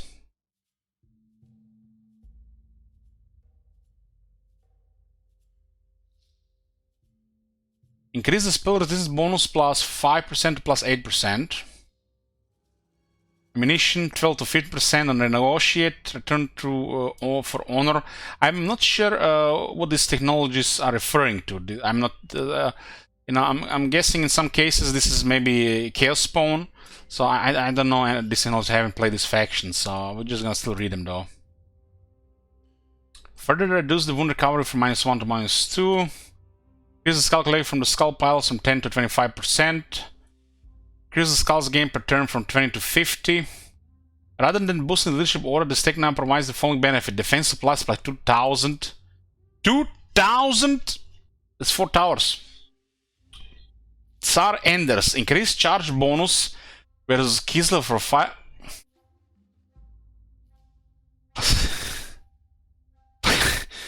+5% to +20%. Data technology +5%. Jesus. God damn, man. +5%. Don't even know what a 5% means on charge. It means nothing. 20% at least will mean something. Zinc Killers. Increases spell resistance bonus from 5 to 10%. Okay. So more things have been added on some of these technologies. Better Breeding has additional 3 recruit ranks of the Orbeez Chariots. Dragon Slayers. 10 anti-large when against Katay. So we get this faction gets anti-large against Katay and anti-large against Demons of Chaos, but not anti-large against the Ogres. What? Upkeep reduction for the Cornblood hosts. Armor piercing damage +10% for Spawn of Khorne units. 10%. Why not all damage 10%?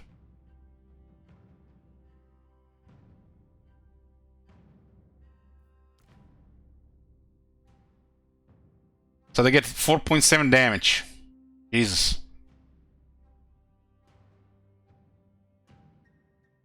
Why not just 10% weapon strength? You know what's special on Spawn of Khorne? Am I reading this wrong, guys? Maybe I'm reading it wrong. Spawn of Khorne. Jesus, it's Spawn of Khorne. Armor piercing damage. What the fuck? Let me tell you something, guys. Chaos Spawns, Forsaken, have some specialties regarding their god. And you know what's especially on Spawn of Khorne? They have more weapon strength. So this is Spawn of Khorne, 190 weapon strength. Warriors of Chaos, 160. And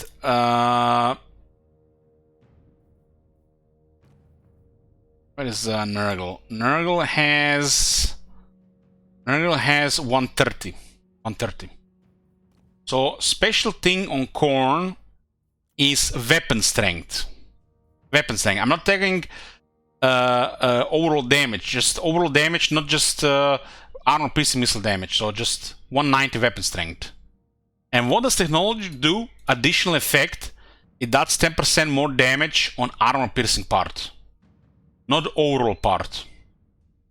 So they get 4.7% damage, which is like 5% more damage. This part is not even that significant considering the unit size of what, 16? So this is just almost as bad as 5% charge against Kislev. Why would they have technologies for a unit like this that just buffs a specific part of damage when the unit specialty for that god is weapon strength, not armor piercing damage? That's just strange. It is a damage increase, no doubt. It is a damage increase, but it's a weird one.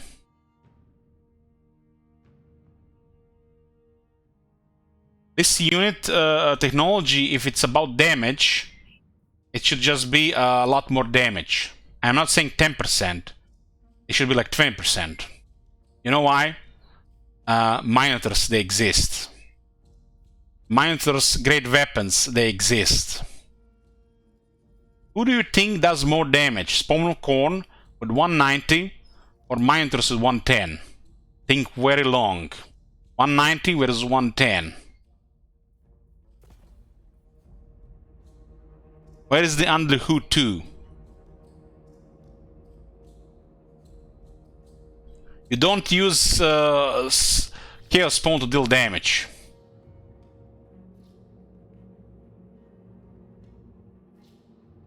Yeah, because the spawn part of the damage is mostly gonna be negated by armor. It's a lot of damage, so not a lot of guys have that much armor. But it's buffing then wrong type of damage, which makes like why are they having such high damage to negate armor in the first place?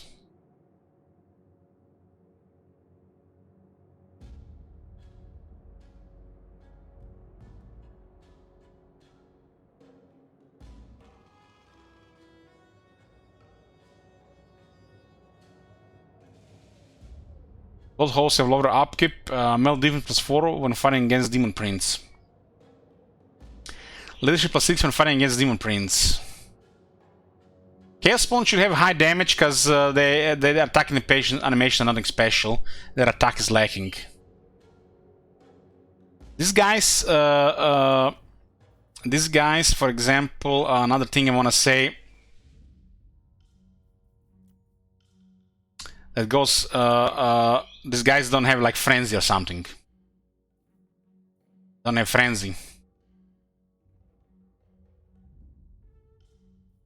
So this unit should just like be sheer brutality, like kill it before it gets close type of unit, right? It's not fast and doesn't have armor, so it should have way more damage. The fact that it hits his damage and it's not really a significant amount is just weird. And technology is the way where you get this unit, you know, something. You're not gonna use this unit if it gets 10% more armor piercing missile damage. You're gonna use this unit which has 30% more damage overall. When you see a Spawn of Corn with 240 damage, and you see Minotaurs with 110, you might actually decide on Spawn of Corn sometimes. And not just go Minotaurs. That unit should excel at dealing damage, and it doesn't. Its damage is lacking, even with its high number, 16 combatants, and they have technology which is just poor. Further poor that. This type of units should have like technology to give plus 20, 30, 40% more damage. And not just armor piercing damage on a unit that needs way more damage. This unit doesn't have very high damage, it's not going to be used. Star Horse will confirm it a year later.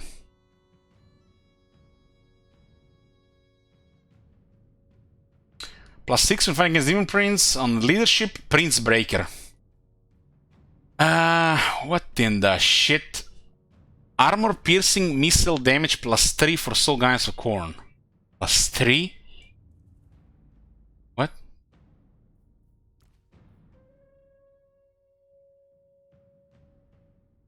From 90 to 93. What in the shit? Why is not the plus 10?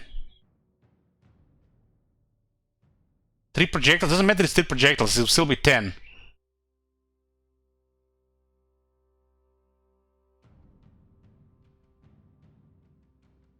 That's so random. That is so random. That should be 10.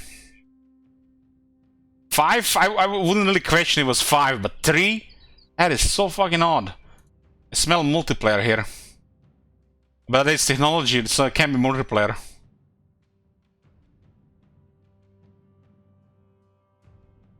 Aren't those supposed to be some kind of cannonballs?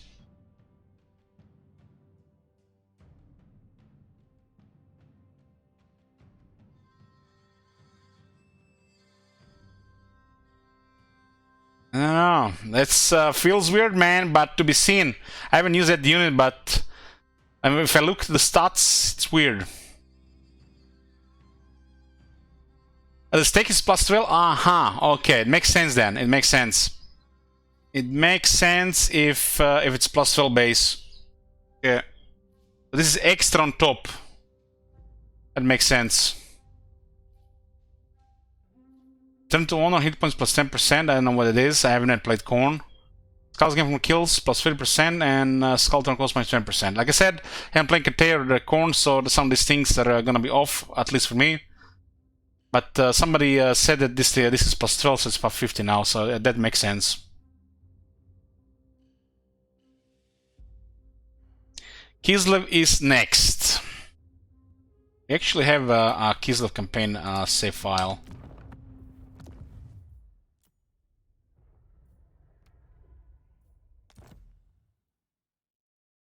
I just loaded before this. All this reading is making me really thirsty. I had some salty food for lunch.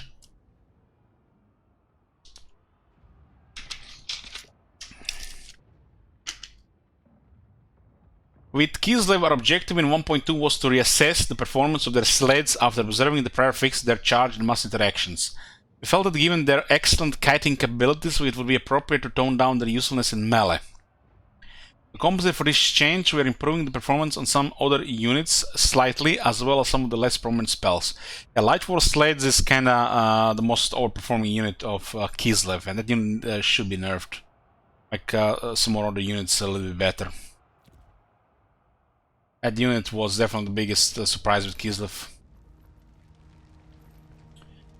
Boris unlocked the dilemma offering settlements will now take into account which settlements the player already owns to prevent the display of invalid options.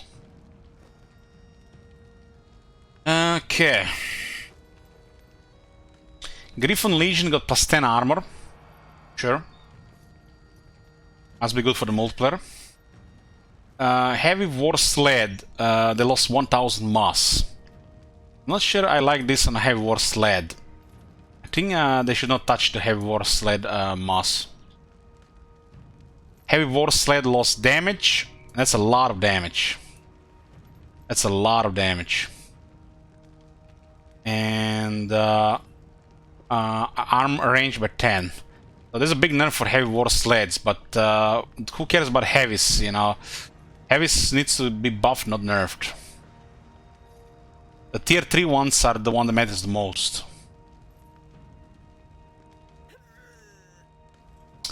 Light War Sled lost 1000 mass, and 20 damage and 10 range. So they nerfed both sleds quite a bit. Quite a bit.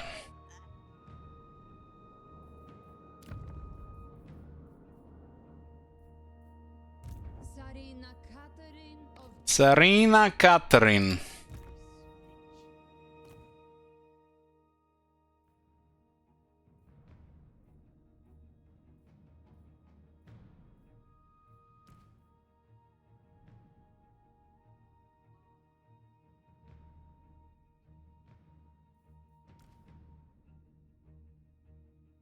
I almost feel like Heavy War Sled should have one extra gunner. Like, there's no reason to get the Heavy War Sleds since the Light War Sleds exist, and now they nerf Heavy War Sleds again.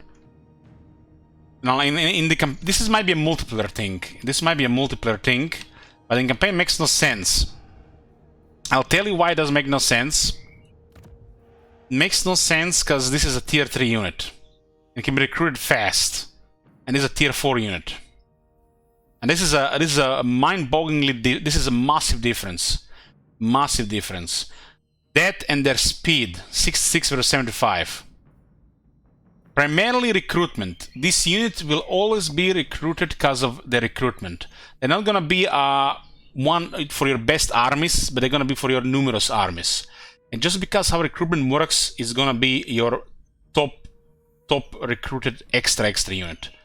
Well, this unit needs to be really special to be considered for big armies, unless you're using range meta. Like Bear Rider's goal is going to be better. And you have also options for the Little Grom. And then Light Force Sleds kind of fit better because then you're not going to catch them and the Grom can just keep shooting. Just difference between rank 3 and tier 3 and 4 is just critical to strategy of this unit. Tactics, they're both very good. Light Force Sled is just better. Overall use Light Force Sled is better. Because you're gonna use those units for harassment. Melee is still good on the other one. But the other got nerfed. Recruitment is going to be the #1 thing.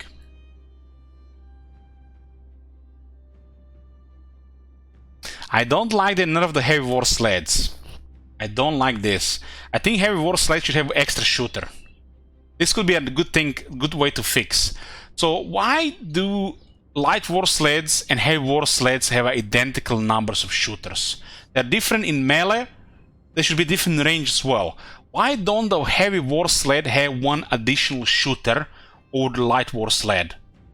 That would be a reason enough to consider a Heavy War Sled sometimes over the Light War Sleds, which are mostly used for emergency because of how they're recruited.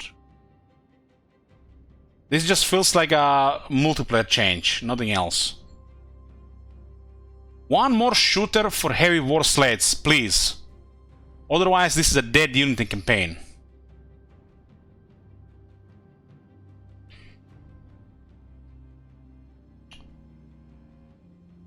Sargar, great weapons have 4 more defense.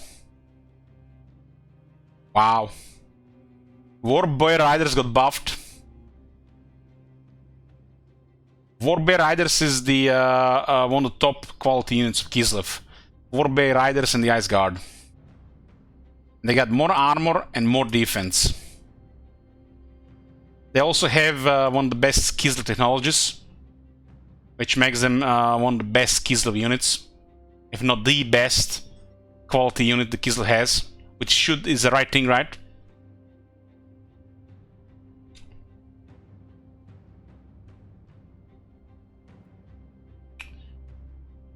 Okay, what do we have here?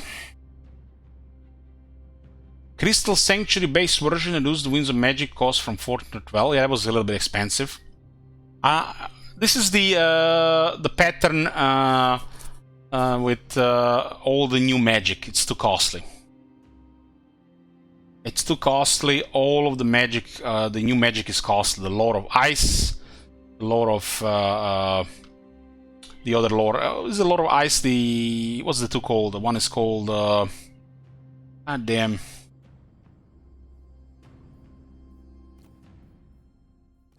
Lord of Tempest and a Lord of Ice.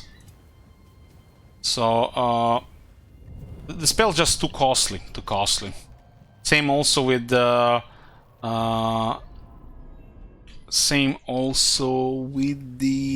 Lord of the Great Maw, and it's also same with the Lord of Nergal, Lord of Slanesh.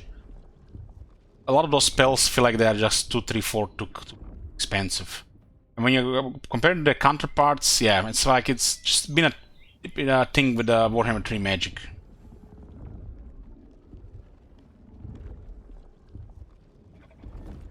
So Crystal Sanctuary, the ward save spell is cheaper now. It has its uses. This Initial impressions seem like not very useful, but that this has its uses, especially if you miss something. Ice Maiden Kiss. It damage got buffed on.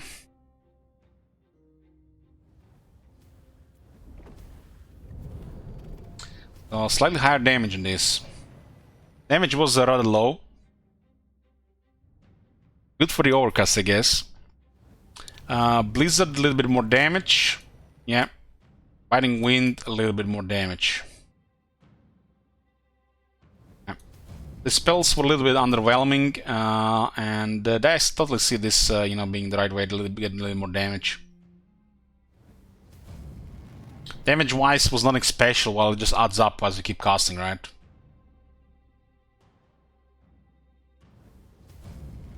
Witch Hunter Conclaves corrected the reference to the wrong commandment in the effect text. I think we need to open GG Bob here.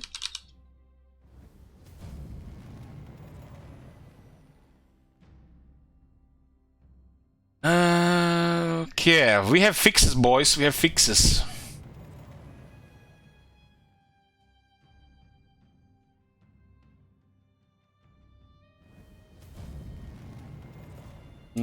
Clearing Great Book of Bugs makes me happy. What is this technology, though?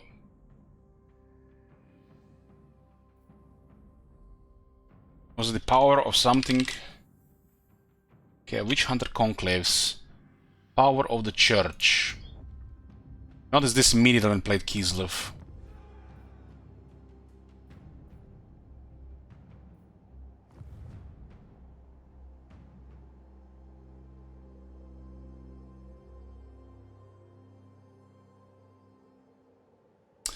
Oh, look at this, boys! Look at this!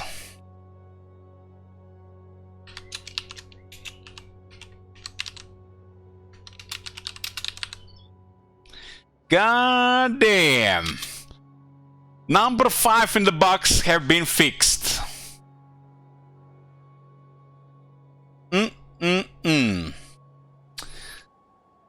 there was another one which should have fixed.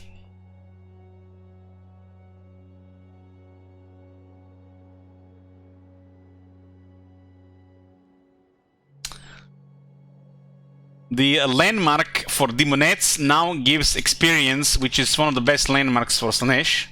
Proper experience. God damn.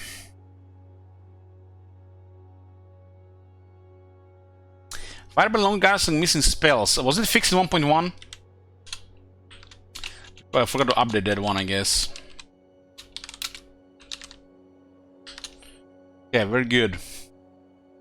Fixed, fixed, fixed. Look at this, boys. 3. 3. One we forgot to update, and 2 already we fixed 1.2.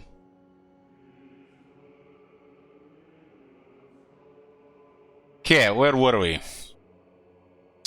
Let's see. Breach loaders. Increase the reload speed bonus from 10 to 15%. Breach loaders. I kinda know what this is, but let's just go over it.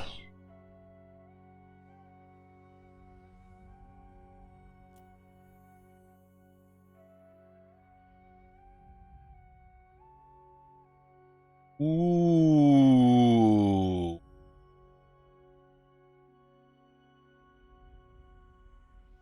That is noticeable. It was not noticeable before. 15% now. This is an Empire/Dwarf tier technology now. If this one is big for the stealthy.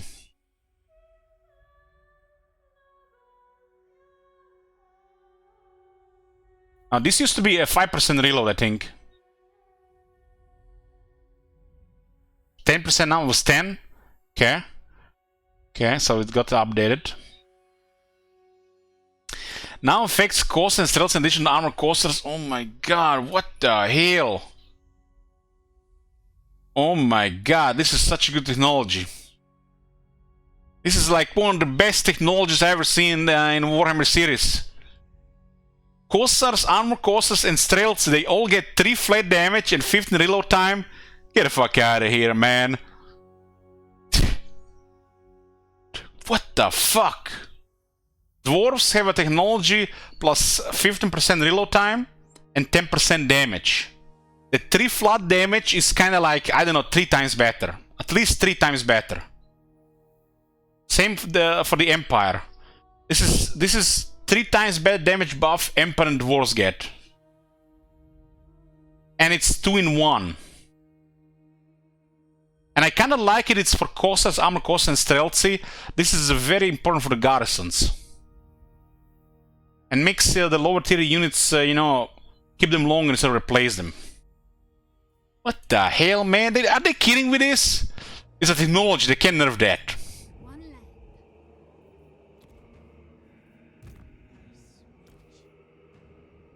Oh my god, what the fuck? Get the fuck out of here. That is such a massive buff for Cossacks. Holy shit. That technology, they gotta be the best technology I've seen in the game so far.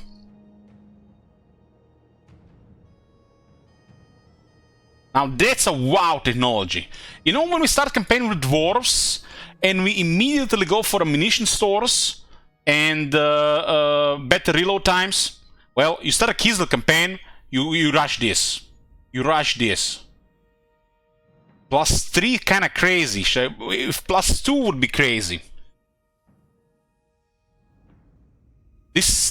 Rush this. Rush this.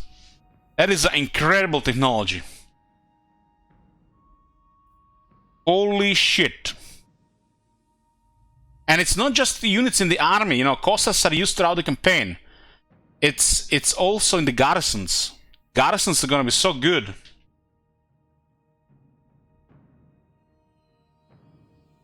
Increase growth from +5 to 10, okay, that's a slight improvement. As a technology went from 5... As a replenishment now as well. Yoo-hoo! Yoo-hoo! Oh my god! We're seeing some proper tech here, boys! This used to be just 5 growth. This used to be just 2% replenishment. Kislev already has some of the best replenishment, but having 5% replenishment on techs helps. Especially with garrisons. Bad climates. Okay, that's a big change. That's how we do it. That's how we do it. Good job. That's a good shit. 2 to 3, we've seen that. Dwarven Armors provides 10 armor for all Kislev melee infantry, melee cavalry, not just winged lancers, so that's great. Hooked axe blades also now affects armor costs in addition to Cossacks. We did comment that one, and we almost made a book in the what do you call the enter in the book.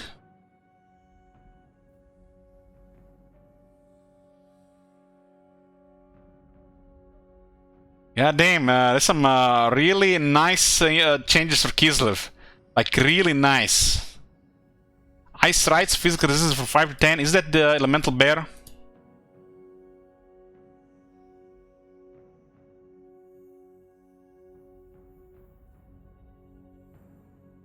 Yeah, 10% now.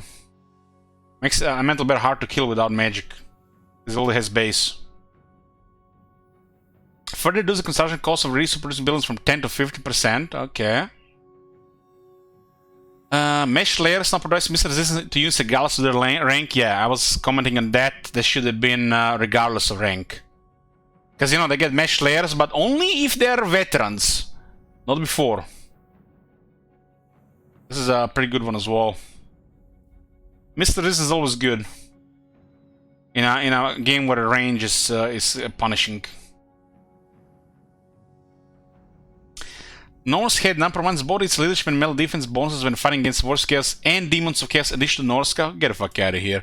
The technology was already great because they have initial Norska stuff, right?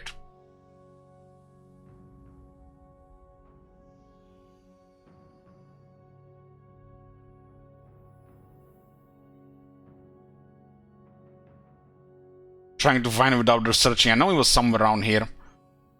What in the shit?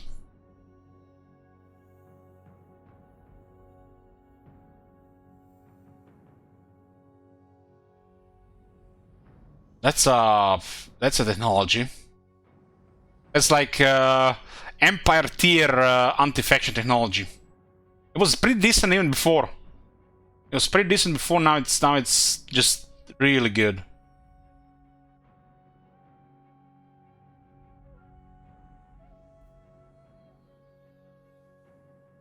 Prague veterans. Units are now immune psychology when fighting against Warriors of Chaos and Demons of Chaos. Prague veterans.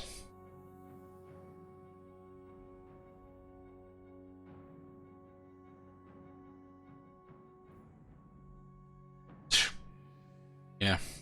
Like, yeah. Streltsy Arsenal. Increase the armor piercing missile damage bonus from 5 to 10%. Streltsy Arsenal.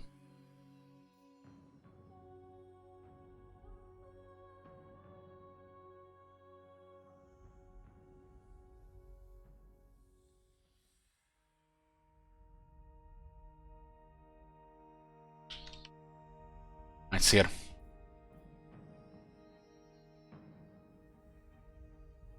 And Streltsy seem to have some proper boss like they should.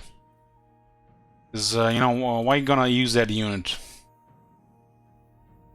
Tsar, loyalty right, increase the leadership bonus from 4 to 8.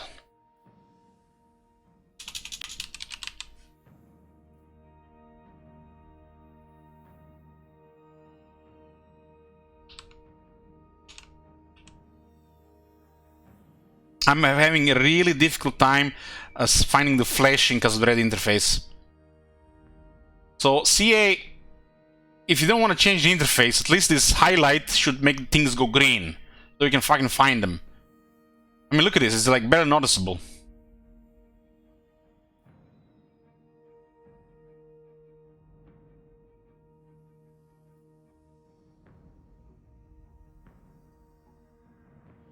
Following technologies have had their had the node bonus added to their existing benefits.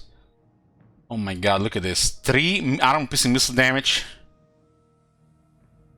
This is really good with just +2 already. 3 is just, for Coasters, is just ridiculously good. Armor Coasters is very good, and Streltsy is it's like just a very good technology buff for damage. Coasters, this is kind of crazy. Especially because this is a common units in the campaign and the garrisons. 3 for Coasters, this is incredible. +2 on this would have been fine. That's better than Emperor and Dwarves having their technologies. They have 10% most of the time. You can get the reload times on Coasters to 4.4 seconds.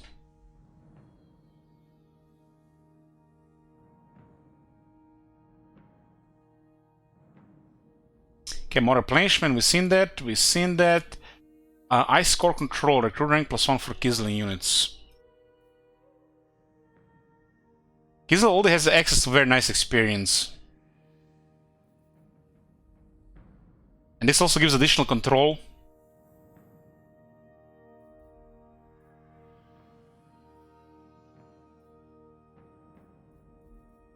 Yeah, this is nice. 1 recruiting for units is pretty good. His technology got buffed. Ice Court donation, more recruiting for Kislev units? Get the fuck out of here. More recruiting for Kislev. Kislev can only recruit veteran units. I don't even have to bother with, I guess, with having alignment of everything.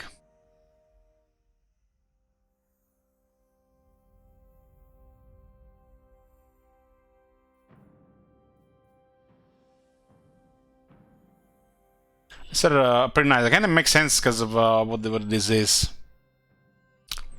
5 resistance for metal bears. Construction cost metal builds Ice River of Stone. Ice River Stone.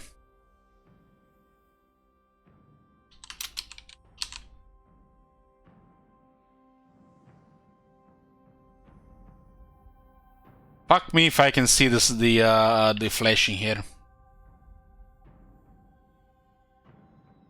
Goddamn red interface!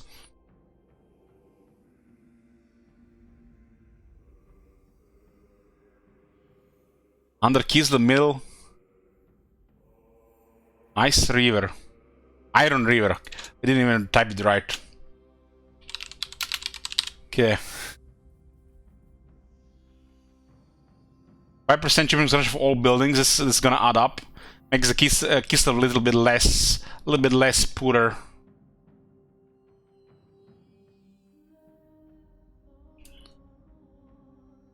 Okay. Global recruitment is on for all units. 20% units orthodoxy blessed.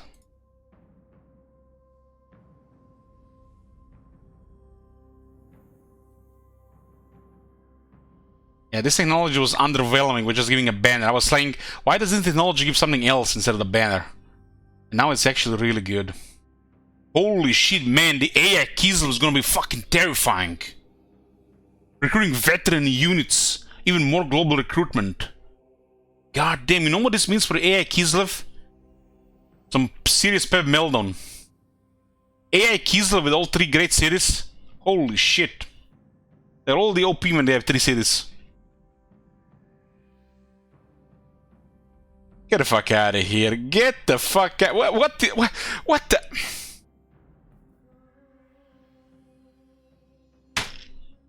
What the fuck? What in the shit is this?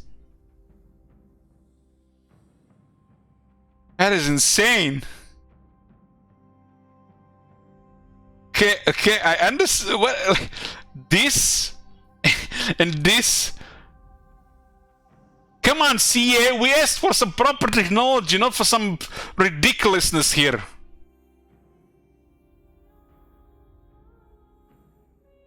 What in the shit? More range, even more damage, even more reload. What the fuck? That's why these guys have 150. What the... And drinks water.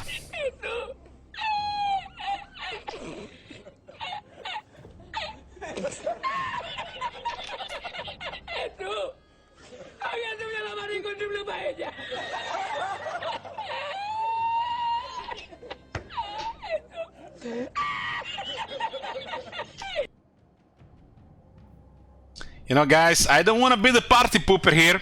I don't want to be a party pooper, but isn't it a little bit too much they put +3 on the breach loaders for Cossars as well, and not just armor cost and stealthy when they included this technology? I think +2 AP for Cossars was old enough.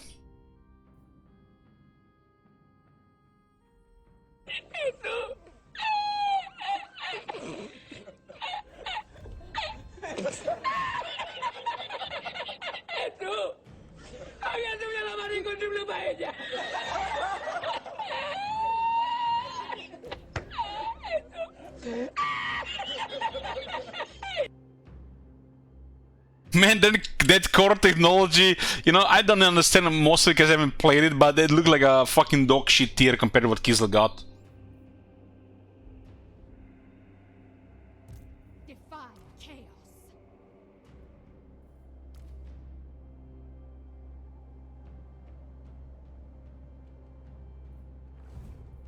Yeah, breach loaders should not give +3 for Cossars. That's overkill. That is just stupid. This should be just +3 for armor cost and stealth because they use guns.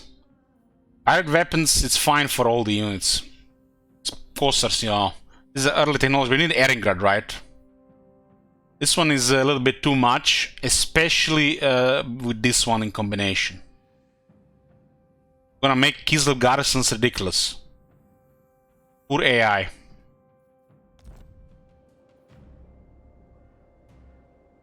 Where were we?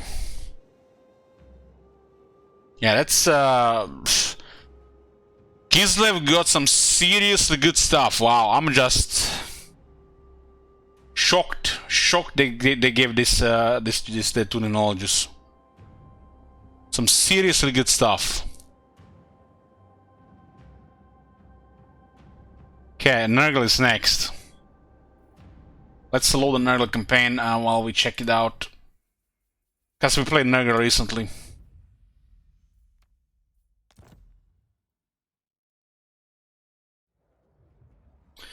Okay, dev note with Nergal, we are making careful tweaks to the multiplayer while also giving the Great Unclean One the bound spell treatment.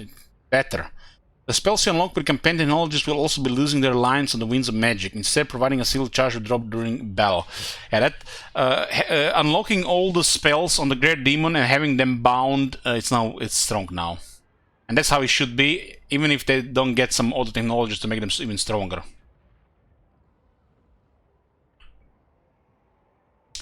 So, yeah, this is good for a Great Unclean One.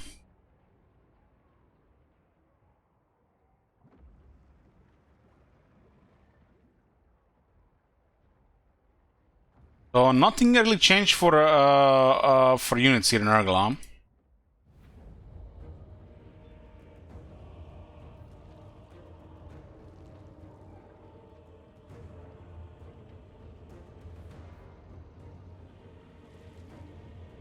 Inevitable defeat.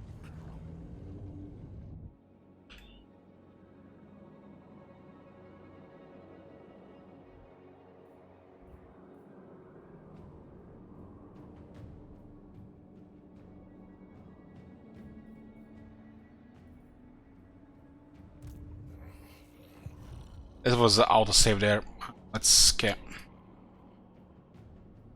technology. Let's see. Despicable Rival. Reduce leadership bonus for Resident forces from 8 to 7. I understand why is this though, because you know 7 is the Nergal's number. That's fine. This buff is good on 8 or 7. It's a good buff. Increase the missile resistance bonus from 6 to 7. Yeah, that's actually a buff. That's a buff. That's a buff. They also, I think, added spell resistance to it. So, the Despicable Rival got buffed against Zinch. 7 leadership is a lot for demons.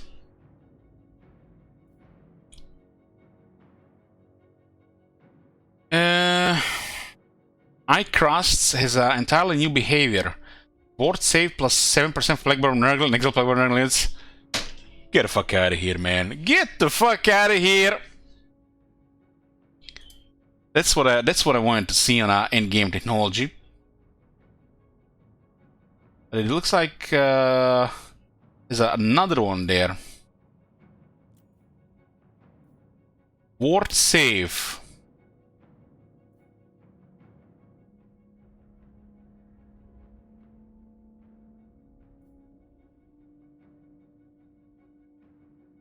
Wow.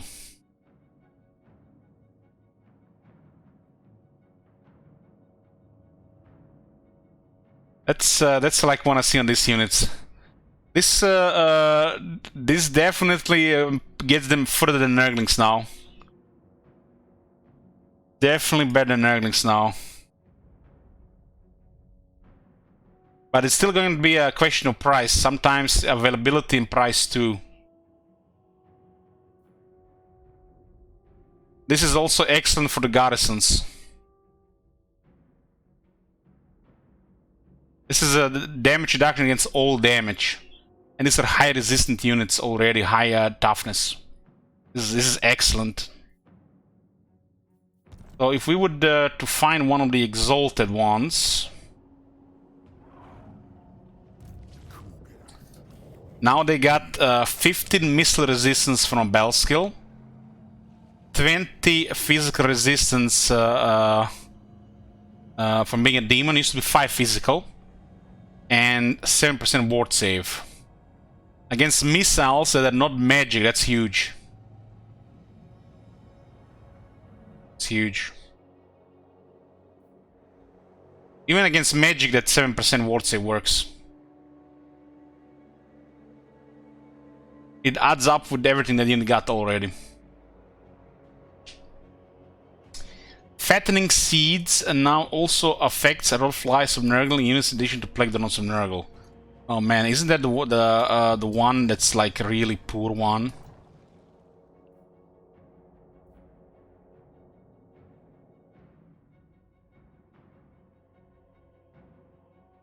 A unit specific replenishment, I hate that. But they also get 2 ranks.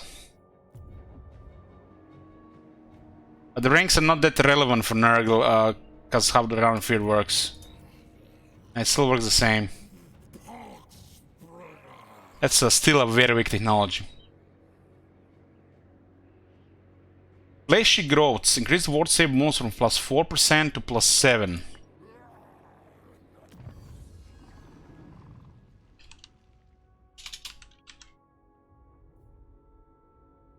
Plague drones and road flies get ward save, that's nice.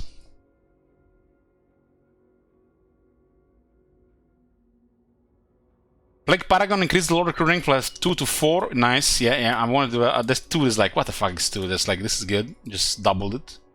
Because, you know, there's rank 50 in the game, and what is like 1 to 3? Now we have 1 to 5. It still doesn't seem like it's a lot, but it's a step in the right direction. Instead of recruiting rank 5, a 3 guy, you get a rank 5 guy.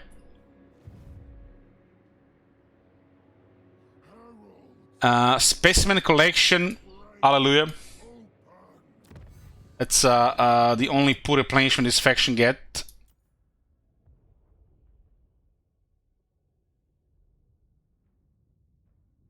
So it now gives 7% replenishment.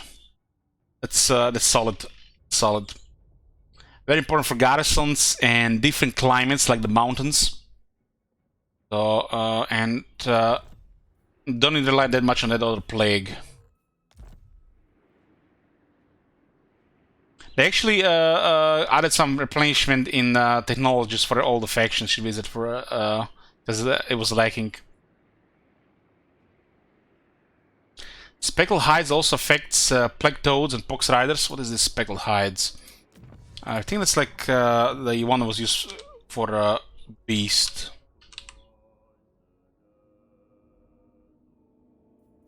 Yeah, so instead of just Beast and Nergal, they'll also, yeah, these are two poor technologies, this one and this one. These two are kind of poor, and how the unit is unlocked, and what the unit is, it's, I would say it's a poor, it's kind of irrelevant. This makes this one a little bit better, because there's 10 armor for the cavalry too. I mean, I need to get some water. Let's make a short break here. We've already added 2.5 hours. Yeah, be back, boys. Be back, boys. Okay, so more armor for the cavalry on the attack. Ravenous Tadpole is a 5% speed before.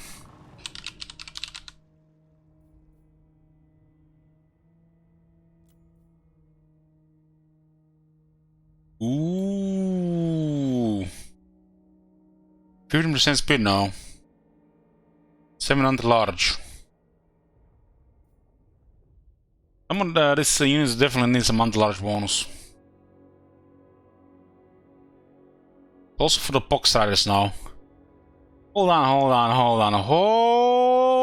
on. You're telling me this didn't work on the Pox Riders in the first place? Which master designed this technology when they were creating it in the first place? Revelant Malady. Further reduce the upkeep bonus from -4 to -7. I think that's Forsaken.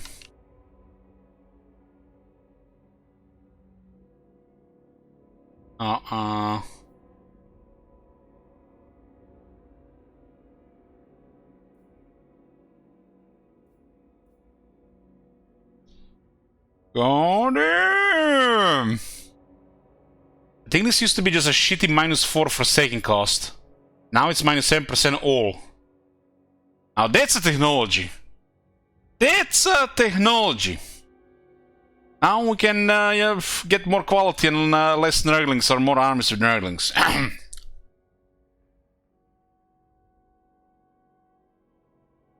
Yeah, damn, that's nice. Cheaper Nerglings, hands up. The following technologies have had noted bonuses added to their existing benefits. Despicable Rival, okay, we've seen that. Eastern Malady Leadership against Kate, that's their here. They can actually be under pressure while you get moving on them. That's a lot of leadership for demons. Fattening seeds to recruit ranks. Recruit ranks I feel like they're not very relevant, especially in bad technology. It's still a bad technology. Huh?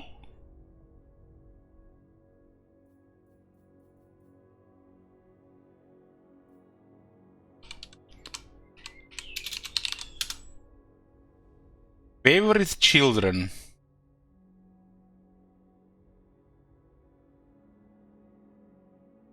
God damn, I can't see anything blinking.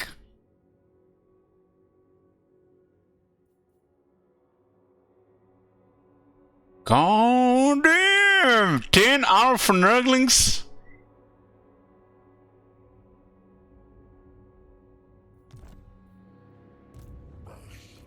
Nerglings from 0 to 10? That is very good. That was a decent tech already. This tech would have been decent if it was full leech for everybody. But they skipped with Nerglings and they added armor to it. There's a huge buff for extra armies in the garrisons. Nerglings have 8400 health.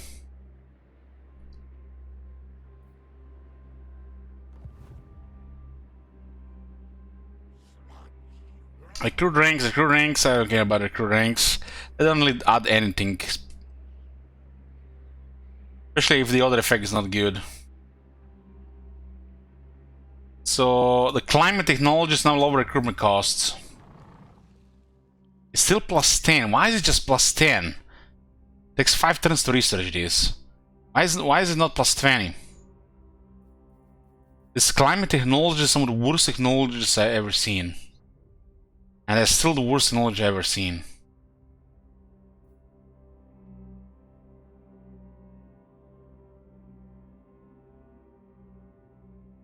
This is... Can we just have green climate when we research this technology?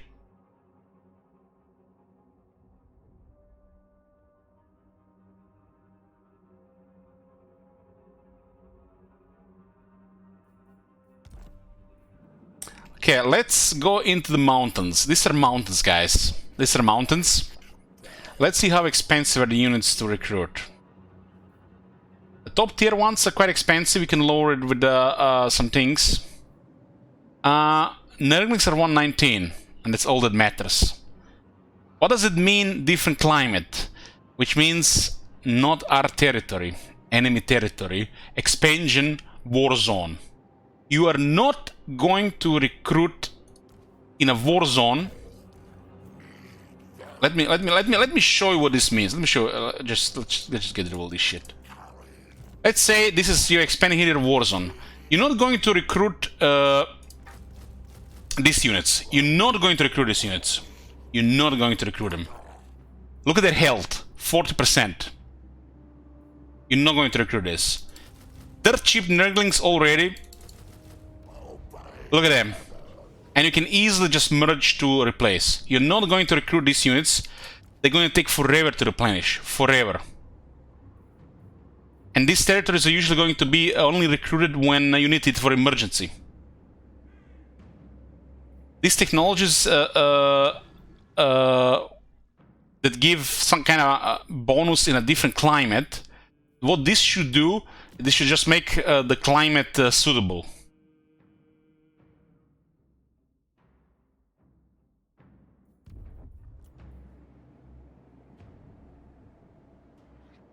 You're not gonna be recruiting this thing here. Just first, it's very expensive. No matter how much you have reduction, it's always gonna be expensive. They won't be able to replenish in time, but you can get a full Nergal army for the price of half a soul grinder. And Nerglings will do more than fine on top of the garrison, or assist another army, or even deal with the army.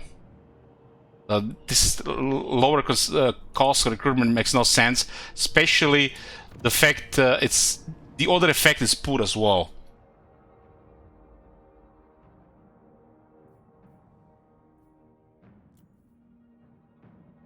This is still some of the worst technologies I've ever seen.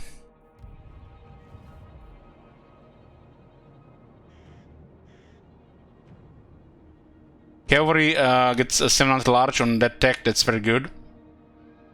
Sport Diffusion also gives adjacent provinces corruption, so a little bit of osmosis.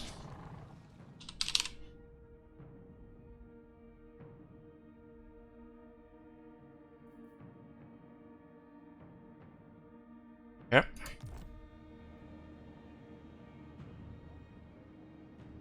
Ogre Kingdoms.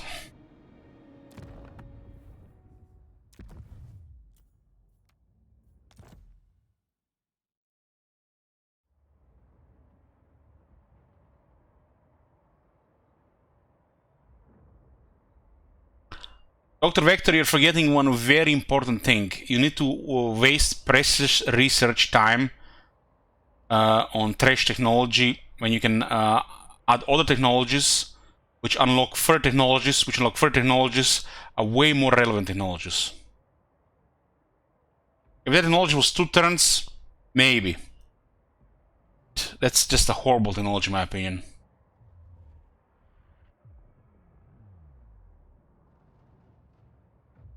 Dev note, we have been mostly happy with the state of the ogres as a 1.1 aside from a few outliers, ... Greece's performance in battles is at the forefront of our attention. We obviously expect our legend lords to live up their titles, so we've made some tweaks to his viability.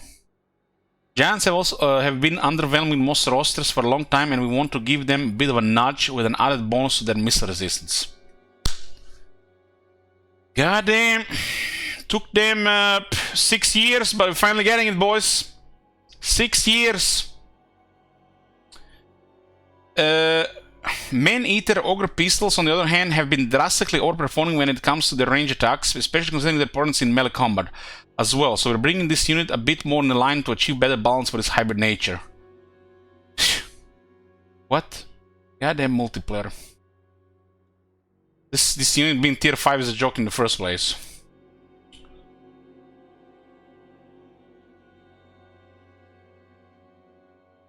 Is it all the giants? You missed less changes now.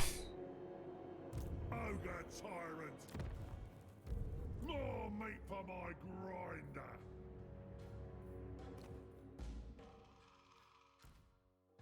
How many times, for how many years, we've been saying the giants need missile resistance?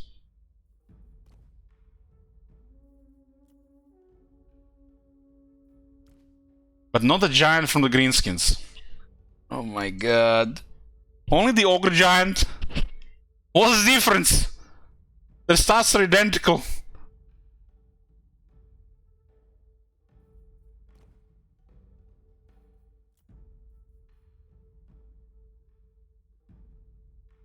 Next page.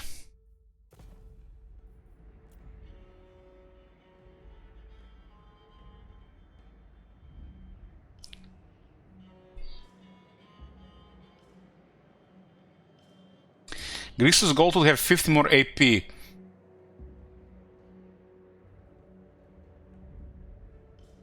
What the fuck? Ogre Pistols lost 28 damage.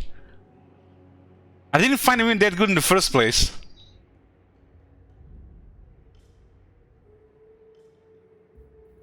It's a tier 5 unit, guys.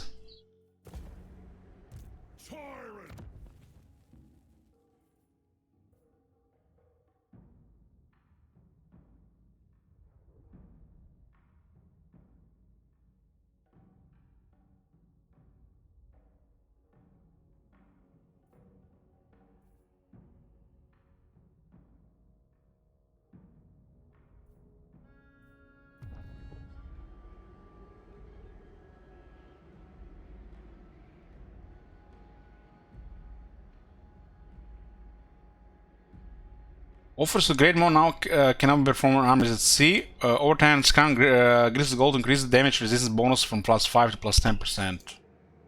Okay, Gris's got 2 buffs. Gracious, they're shockingly obese. A little bit more damage and resistance.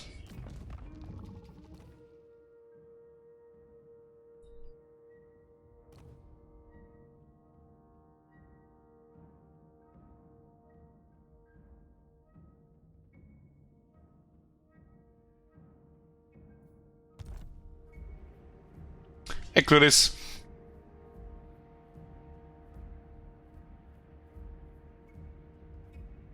Wow, they haven't done much with Ogre technology.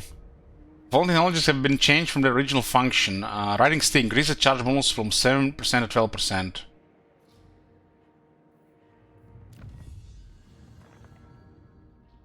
12% charge bonus for cavalry.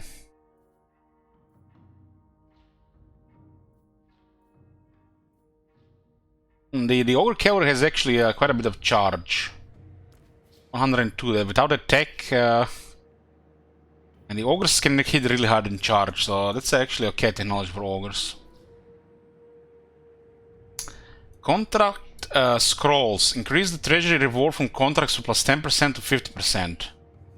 Oh, they're catching up, boys. They're catching up. Maybe we can actually have contracts being useful. For, you know, for once.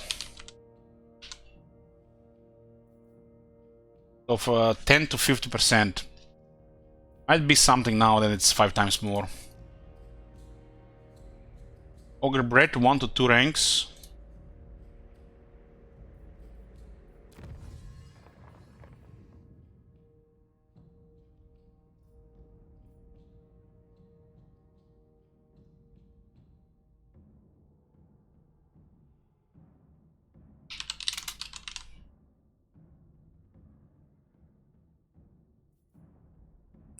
Ogre bulls get 2 ranks.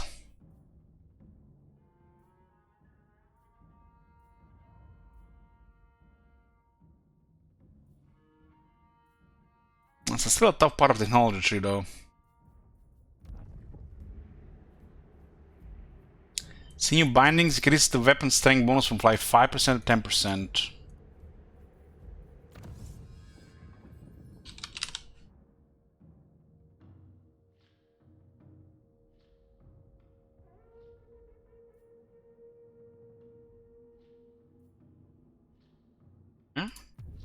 Okay.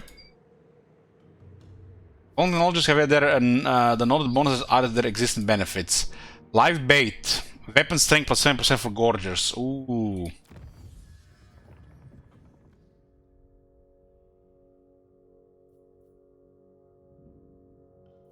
So the damage they nerfed, they removed from the gorgers, now they return almost full. They used to have 100, now we have 96, and only after technology. So even after a good technology, they still don't have original damage.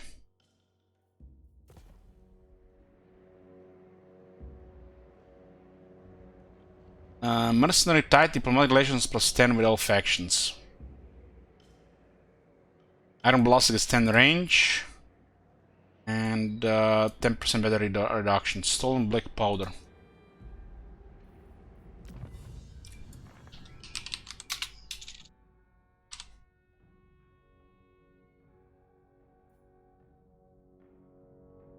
That's good. Good. In charge. Tribe Lord.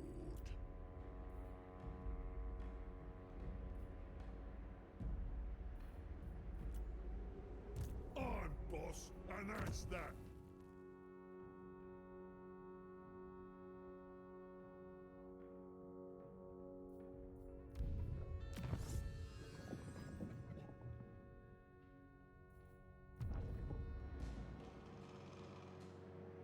Not much for the ogres, really. All the text was okay. Slaanesh, let's see. Dev Note says, we have been happy with where Slaanesh landed after update 1.1, so we are only making careful tweaks to account for a new power level of chariots across the game. Of course, the Keeper of Secrets will be getting bounce spells with single use as well, much like its counterparts in other rosters. In my last battles against Slaanesh Chariots, they had 0 and 1 kill.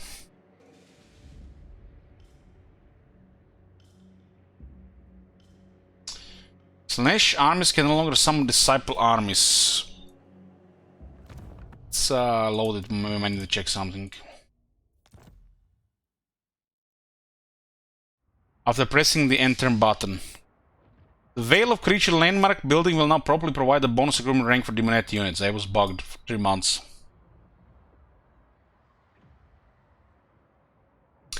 Factions vassalized to Nakaris will not properly dispel the fog of war over their controlled provinces. Yeah.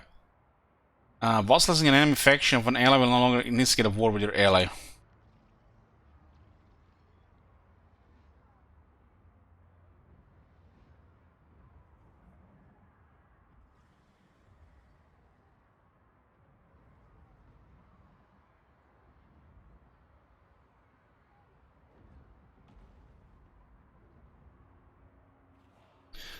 I don't think we noted this one there. This is a different issue. We haven't noted I didn't note that one because I thought it was intended. I wasn't sure it was feature intended. Also think should work with the with wholesale files, Omen.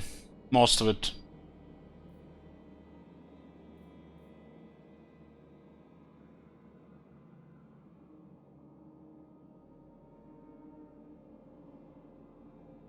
The Monettes of Slanesh get 2 more attack.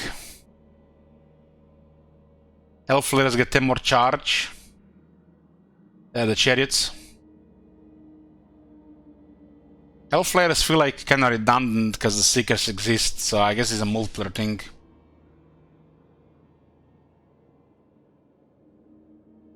Herald of Slanesh, Steed Mount now deals poison attacks as melee a weapon contact effect. Spawn of Slanesh now enjoys soporific mask melee weapon contact effect. Now enjoys, you mean 3 months later? The Tempter Lord. You shall summon greatness. Yeah, it's been fixed. It's gonna be a boon to the garrisons. Okay.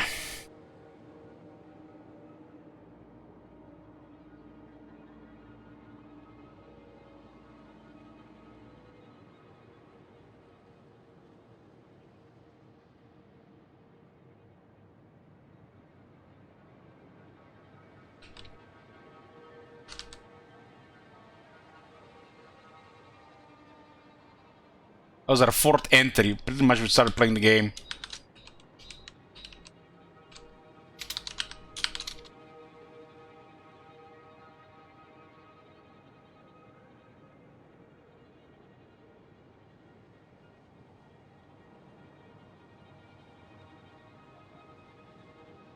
Keeper of Secret spells are now treated as abilities of one use each and no longer require means of magic.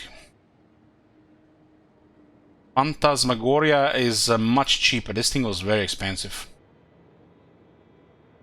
Is it a flashy spell that sometimes can be very good to use? Okay, Blissful Coquetry. Pleasurable act costs minus 30%. I said there's some good technologies and a lot of shit technologies. Decadent Apostles, 4 to 6. Decadent.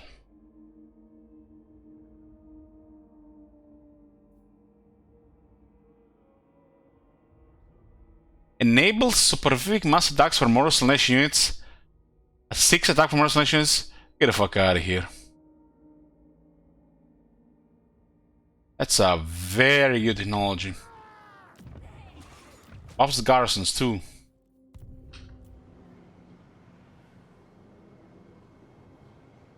Wow. The 4 attack was already nice there. So now they all have soporific mask. Makes Marauders useful longer. Wow, that's a very good technology. This is how you do it. This is great stuff. Great stuff. This almost feels like 3 technology in one. Yeah, at least Slanesh gets 1 very good technology.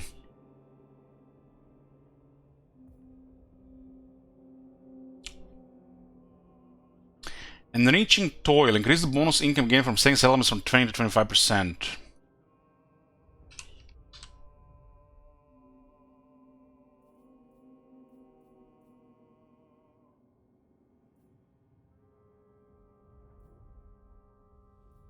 Upkeep -2, upkeep -2, upkeep -2, and 25, 25, 25.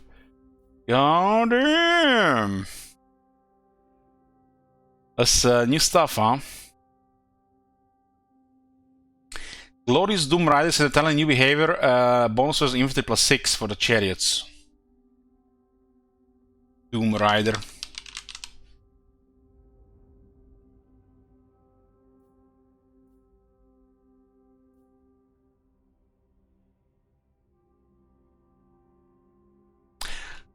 Sorry guys, it's very hard to find the things flashing on red.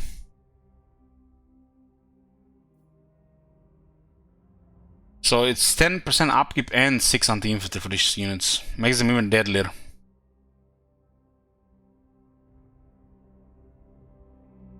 We played with the bugged charge and we played Slanesh with bugged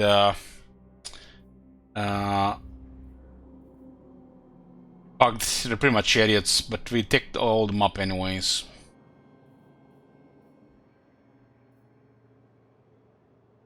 The chariots should work now. Yeah, glad to this. It worked better against some targets than the others though. Invigorating Essence. Rather than affecting 2 units, the tech now benefits all units in the roster. To accommodate for this boost, the overall character percentage has been reduced from 10 to 6. Praise Slanesh. That was such shit technology.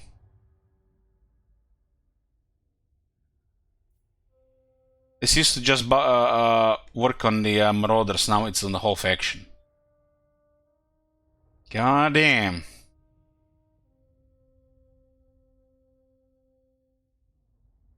Elich must resist, not start Slanesh before Immortal Empires. Fuck replaying Realm of Chaos with the same faction. Rampant consumerism increases the bonus income of all buildings from 5 to 6. Oh damn! From 5 to 6. The Slanesh can actually get a lot of money on big provinces. It's because of 6 is the number of the Dark Prince. That's why.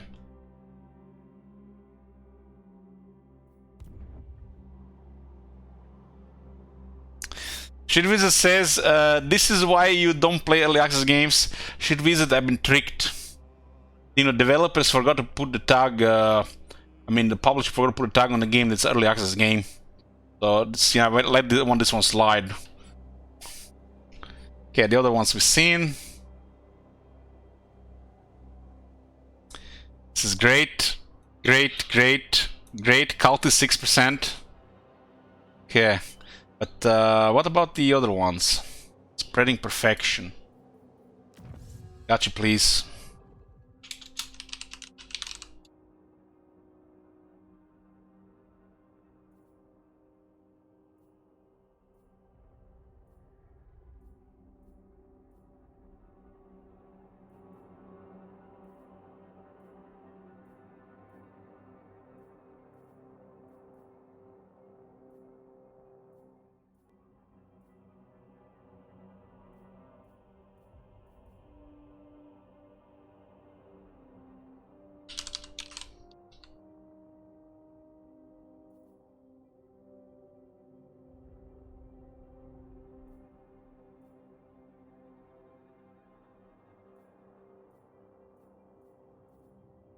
I think they put this for all the heroes, not just one. Okay, some good stuff here, man. Kislev got so far the best stuff.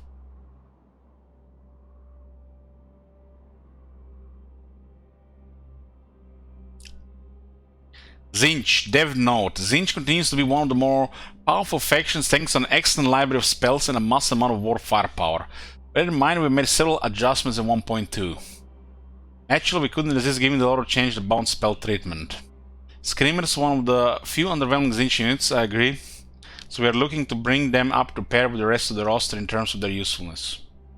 Lastly, we are keeping a critical eye on Blue Horrors in multiplayer with a higher cost, given that they are the most efficient basic infantry in the game. For 1.3, we are discussing whether we weaken the base unit, less ammunition, while compensating for the loss via skill tree tweaks. Please stay looking at the right way here. Campaign. Grimoires can no longer be generated by reducing the cost of changing out the voice actions to a negative value. Screamer's got more armor and health. I'll help a bit. Bounce spells with lower change. And a bunch of tech here. Zinch's number is 9, huh? And don't know what the most of this does. We haven't played the Zinch campaign. I think we can pass most of this. Nothing really here that's really need to read out loud like before. Oh, look at this. There's a locus of contrivance gives Forsaken of Zinch their spell resistance back. Now we just need to, you know, somebody to hint to CA with this treatment of Forsaken of Zinch that Forsaken of Nergal get Cloud of Flies by technology in you know, 2035. Oh, they got replenishment as well. Yeah, I haven't played Zinch, so this doesn't mean much to me, but it looks some okay stuff. Okay, campaign. Below are campaign changes made to the overworld campaign and world mechanics. What? Why did they say overworld campaign?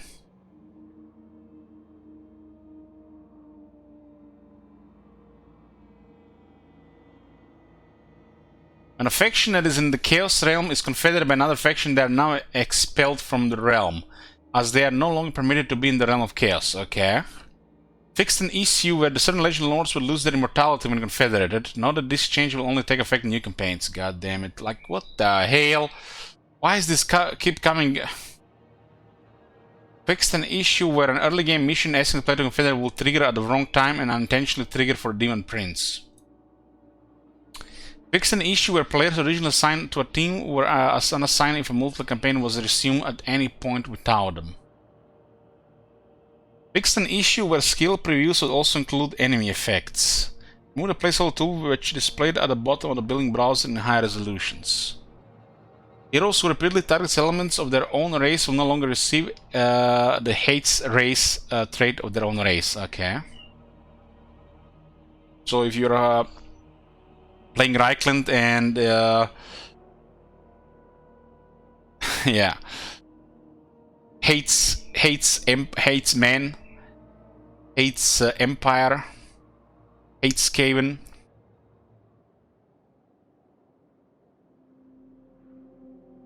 Fix an issue where devotion will not always update after exiting the pre-bell screen.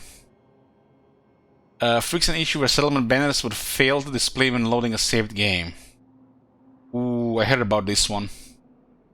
There's multiple people actually messaged me about this one, how to fix it. Fixed an issue where settlements would lose their walls if occupied by the Old Kingdoms or Norscar, resulting in minor settlement bells instead of walled siege bells. Huh? That was, I thought it was a feature. It was not intended.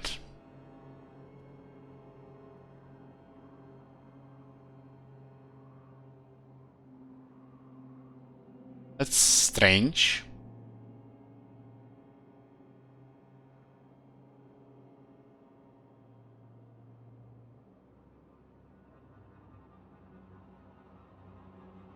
It's kinda, you can kinda read this one in 3 ways, really. Weird, just weird. Fix an issue where the Erangel port settlement would not transfer ownership properly when occupied. The Skaven Ruins Walls icon is no longer visible for Skaven control ruins in the settlement panel.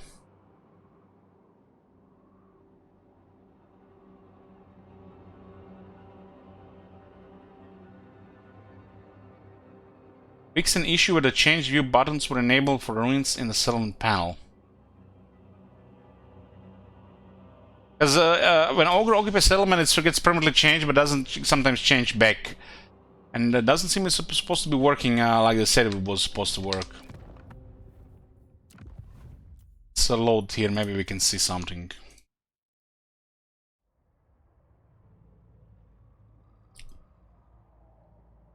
Adjust the pair of caravans to prevent issues which would prevent them from padding along their route. Fix an issue which would prevent the player from traversing towards the Forge of Souls rift if they already entered the realm during that phase of rifts. Fix an issue where entering ambush stands below a portal would result in your army getting stuck beneath the teleporting army. Ooh.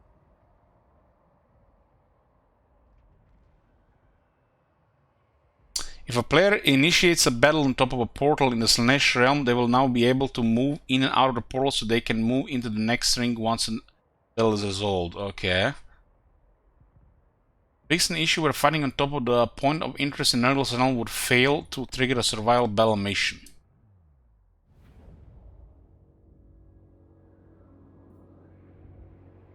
Someone's in the field.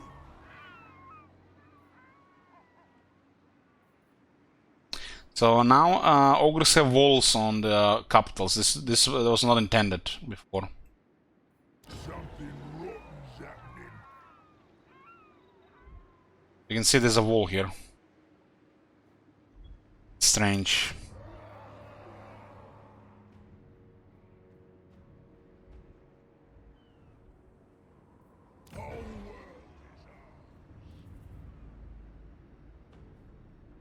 Basically, if it's an ogre capital, it doesn't have walls, but if it's a capital of another race, it has walls. This man's tainted.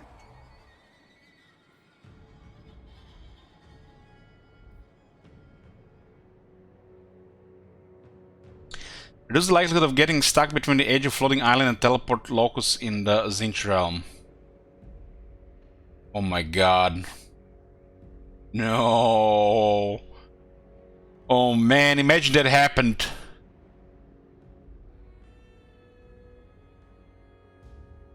Fucking hell, man. I done that realm 4 times, 100%. But that land is even frustrating when you're successful. Even when you're successful, that place is frustrating. I can't even imagine such shit like this happening. Fix an issue where AI players will constantly replace lords when under siege, leading to prolonged besieging times. Ooh. There was like some kind of abuse there. So they reset the build time, I think.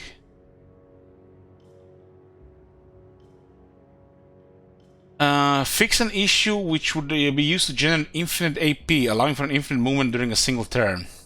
Heard about this bug, but haven't seen it. Some people were using this.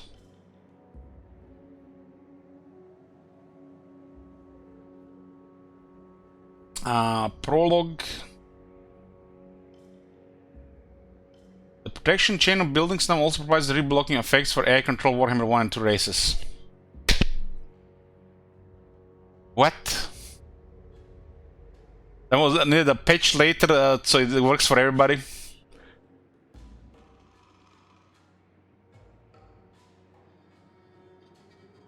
Undercover boss granted a fixed issue where the 50% reduction to recruitment costs would be applied twice to the Dakota Sentinels and the Wuxing compass units. Fix an issue where sending a request on AI player to break one of their alliances would have no effect.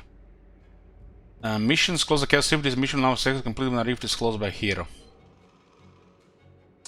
Okay, battles. And that's we've been going over it for over 3 hours now. Fixed an issue which allowed AI players to ignore deployables cooldown when defending in battles. Yeah, that was an annoying one. Fixed an issue where tower projectiles would diminish in strength despite having upgraded the main settlement chain in the world view.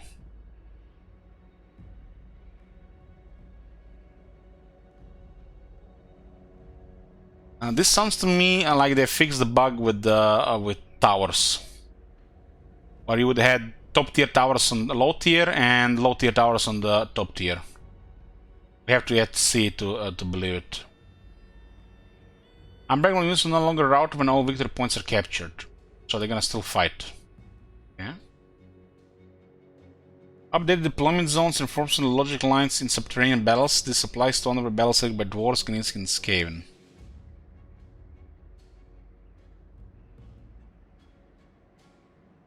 Partially fixed issues where Murder Horsemen would have trouble attacking defensive towers. Fix an issue which prevented artillery from being recruited after the machine model was destroyed. It's an odd one. That would be a really bad bug if we had to discover it with Emperor the Dwarves. So artillery will no longer lose all its ammunition, thus preventing it from being recruited and used during the battle.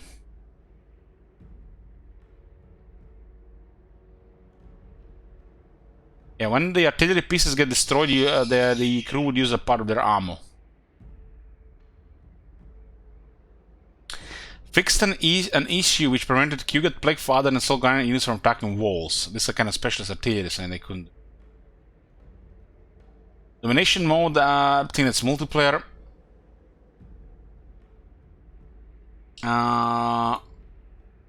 Adjusted an issue on certain battle maps which would result in the snow glowing with radioactive intensity. That's good, because my body has developed a tolerance to radix, so it doesn't work for me anymore. And that's it. That's definitely quite a bit of stuff. This feels to me like better than 1.1, especially the Outer Resolve part and the decks. And like an army close to something here. I think we should just check it out through our no campaign. There's been 2 updates now, and we should probably delete the saves and just check it on the other ones. I usually always delete saves when a game gets a big update. And all these are finished as well. Let's see, declare war here. We did see, and I shown it at the start of this video, when we were reading the Outer Resolve part. We had an Outer Resolve from a few days ago, where balance of power was Valiant Defeat. It was the Belacor.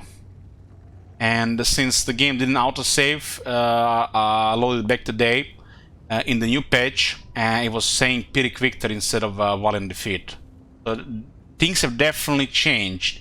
But I don't really care about these large battles. I care about how does it make sense on follow-up battles, those trivial battles that are tedium in long campaigns. Those are the important ones. Let's just see what happens here. Close victory, low casualties. I'm sensing the patch here. I'm sensing the patch here, boys. It just works. But this is one thing, the amount of damage can also be another thing.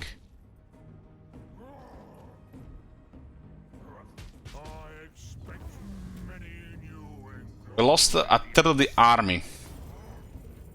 A third of the army on... no, less under a third of the army on low casualties.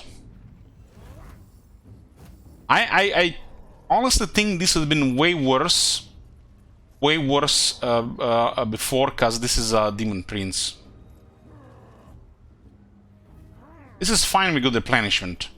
The damage is still a little bit on the high end for low casualties, but you know, that's the system, how it assigns, you know, low casualties, medium casualties, and high casualties.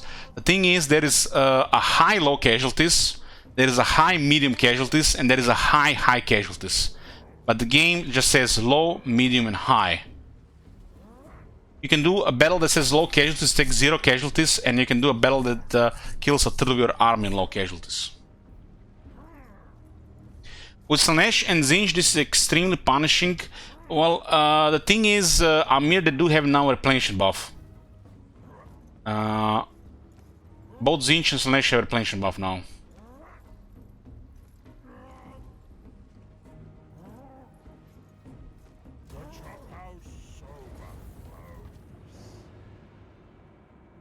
Do we have anything else in range here? We have this one in range, but we could be there next turn. I'm curious, you know, because the Settlement Bell. Let's take a turn of attrition, why not?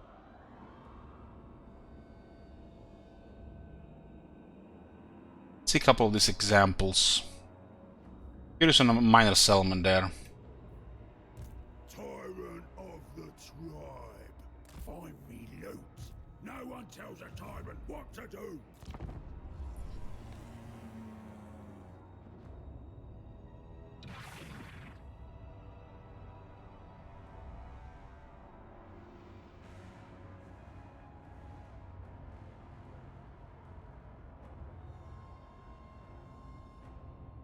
I'm really thinking, hoping and thinking that this is gonna be a good thing. It definitely is noticeable a bit. Let's just declare war here. Lost victory, medium casualties. I feel like this has been a valiant defeat before. It's hard to say. We're literally taking the same amount of casualties here as low and medium. So this is the low medium casualties. You know when I said there's a high low casualties and low casualties, this is low medium casualties, closer to high low casualties. This is good. This is good.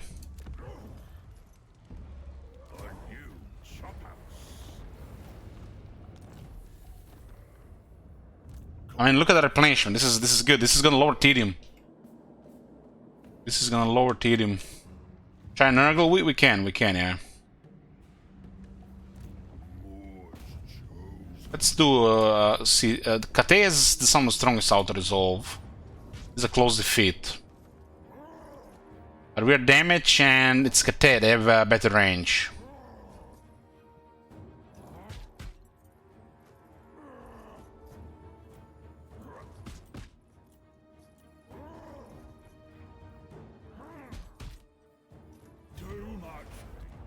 Kate has the strongest auto resolve in this game for some reason.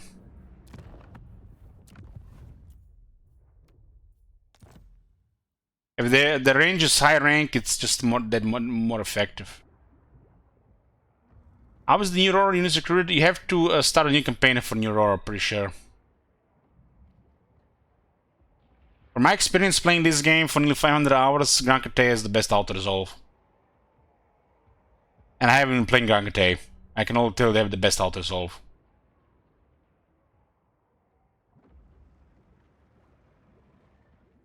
A lot of their armies are weak to swarming, but in auto resolve they rule.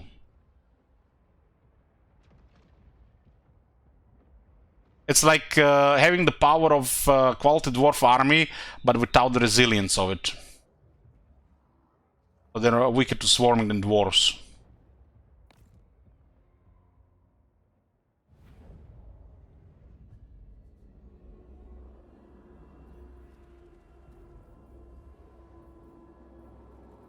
We do have mostly Nerglings here, though.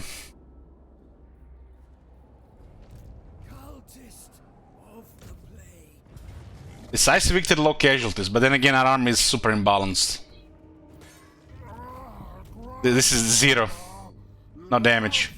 But this is expected considering this.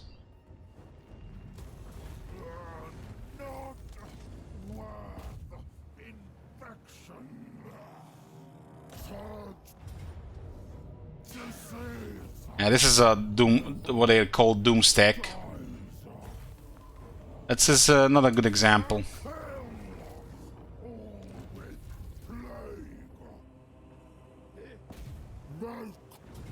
Close defeat, huh? This is Grand Kate, right?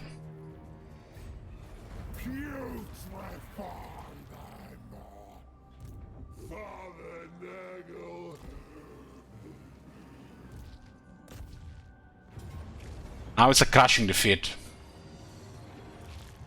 So it looks like the difficulty still delivers a penalty. Because you know what this means? We have a stronger army, but difficulty is in their favor. But this is good. You know why this is good? Because this is a massive battle. This one should never be a thing of auto-resolve. You remember the one from Kislev, where we actually got an advantage because we was able to auto-resolve battle like this? This is good. Auto-resolve should be shit in this case.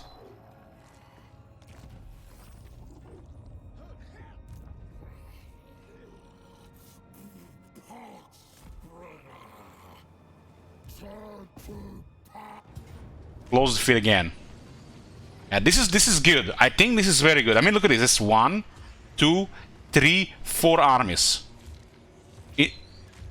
Guys, opinions. Battles like this should never be a thing of auto-resolve. Never. Like, this is always should be manual, right? It's those smaller battles, follow-up battles, minor settlements, and I think always giving you close defeat or something like this in this case, with you know, it's not like we have a supreme quality here. This is good for the game. This is very good for the game. It should not be in our favor, and it should be a thing that where you fight actually. If you are the type of person that's overwhelmed by these massive battles, just a skill 3 points in Lightning Strike. And even these people have, you know, solutions. I haven't skilled anybody for Lightning Strike this campaign.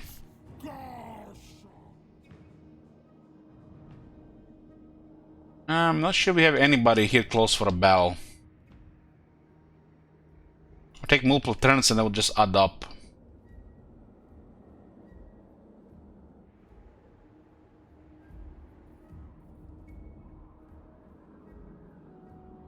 It's definitely feel like it's been improved a bit.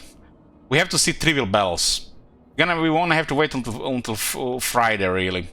That's when I'm planning to start a new campaign.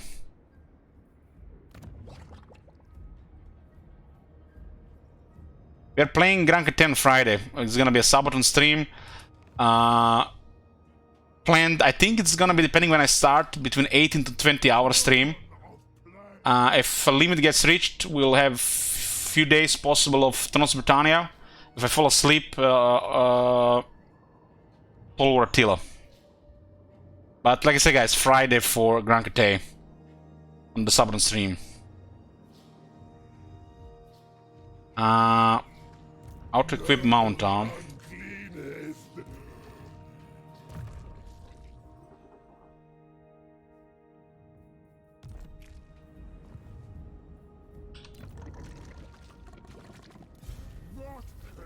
Mount gained, Nergal Palanquin, so that's the icon here.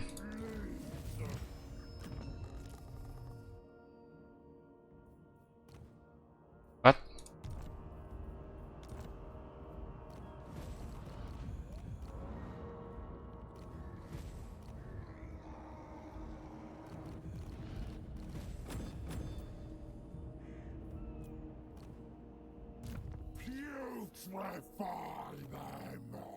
This guy got it unmarked. Looks like it's equipped automatically. It's automatic equip. That's not good.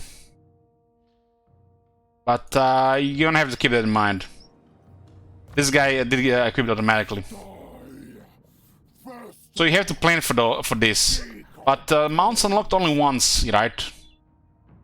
So gotta plan a little bit for that.